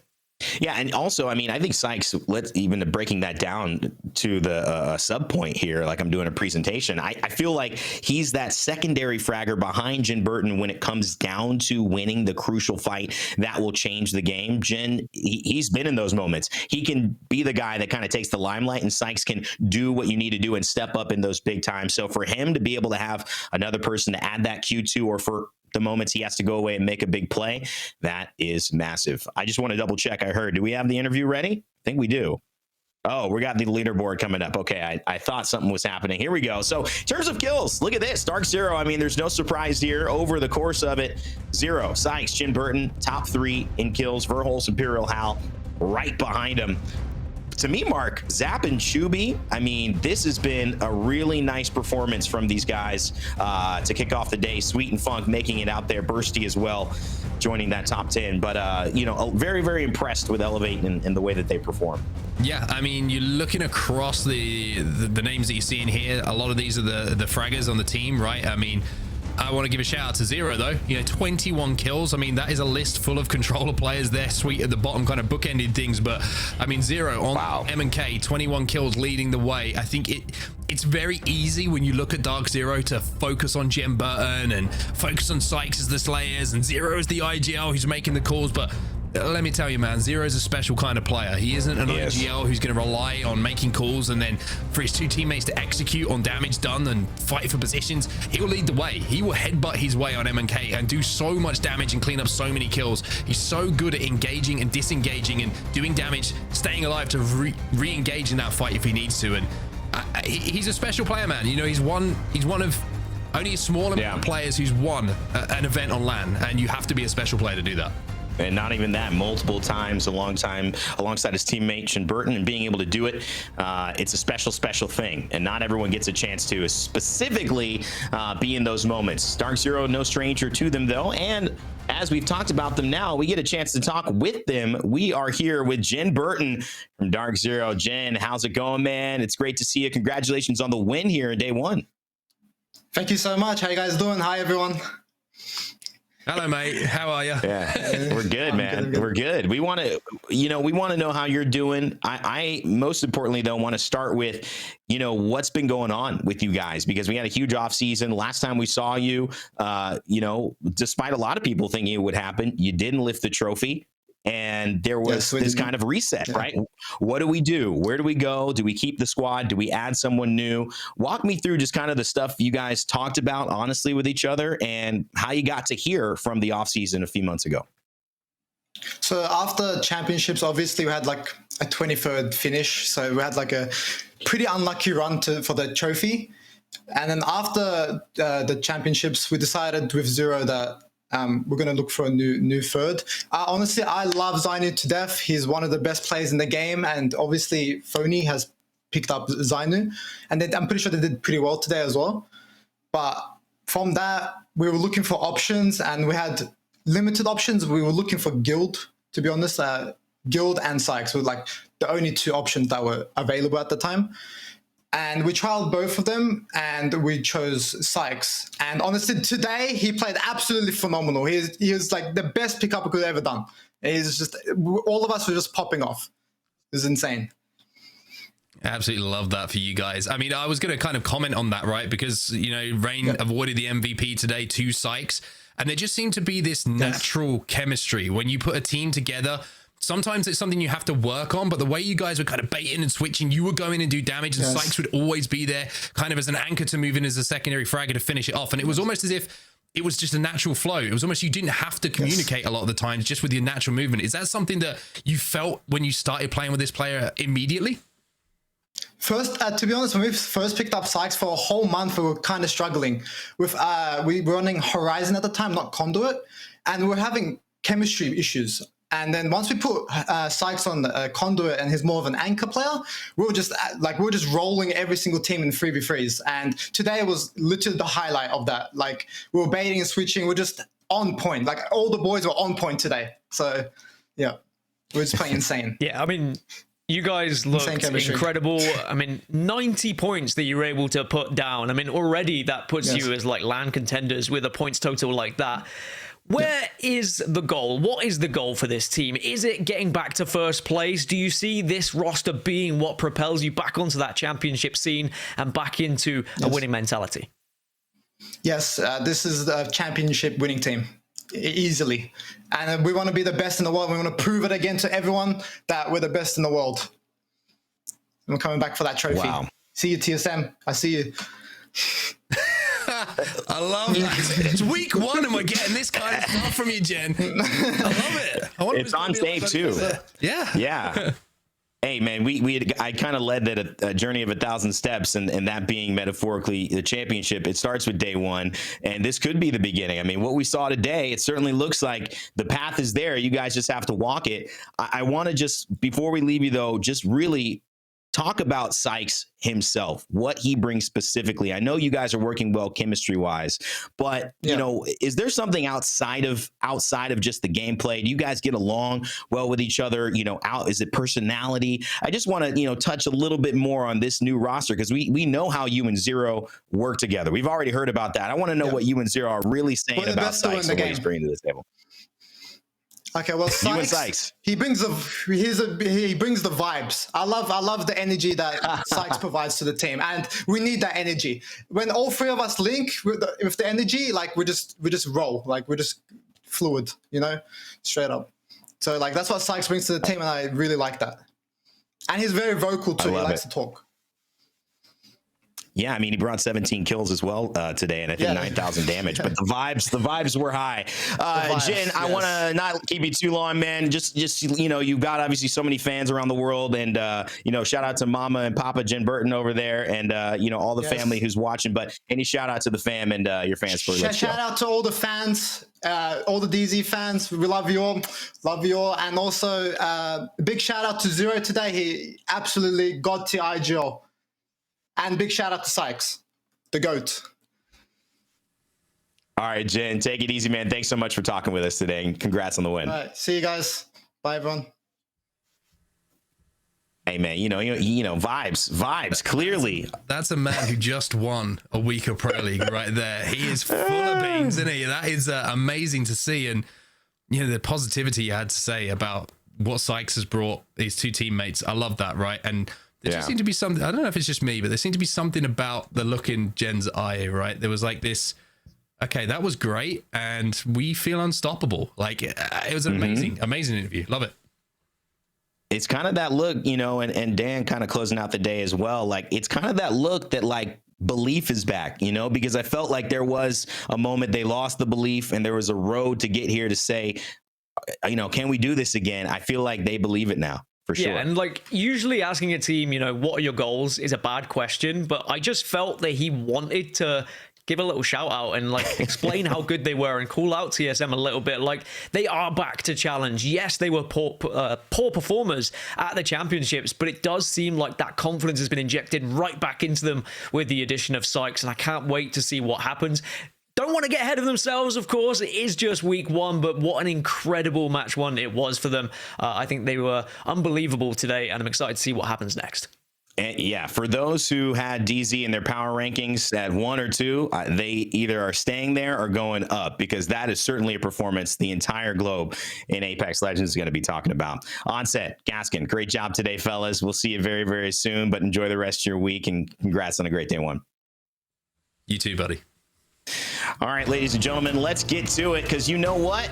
We started, but we are not even close to being done. Next Saturday, it continues with match day 2. We'll have the rest of our squad coming in and doing their hosting. We'll have newer faces you haven't seen being a part of this broadcast for a minute, and also some familiar faces you know and love. Cannot wait to watch with you all and check out the debuts of some of these teams in EMEA. Aurora, Fire, Beavers have no longer been a part of this. They're taking on Hard Decky with 9 Impulse and the squad to be able to make some statements here in EMEA. Let's see if they do it right. DSG, formerly the Dojo, after 4th place, and maybe a dream. They have certainly cemented that dream into reality as a part of Disguised. Let's see how they can perform in their C debut. And again, another big name taking on the amazing Gildersons with plays like this coming out from Waltzy and the crew. You will see all of the action unfolding next Saturday. Some big names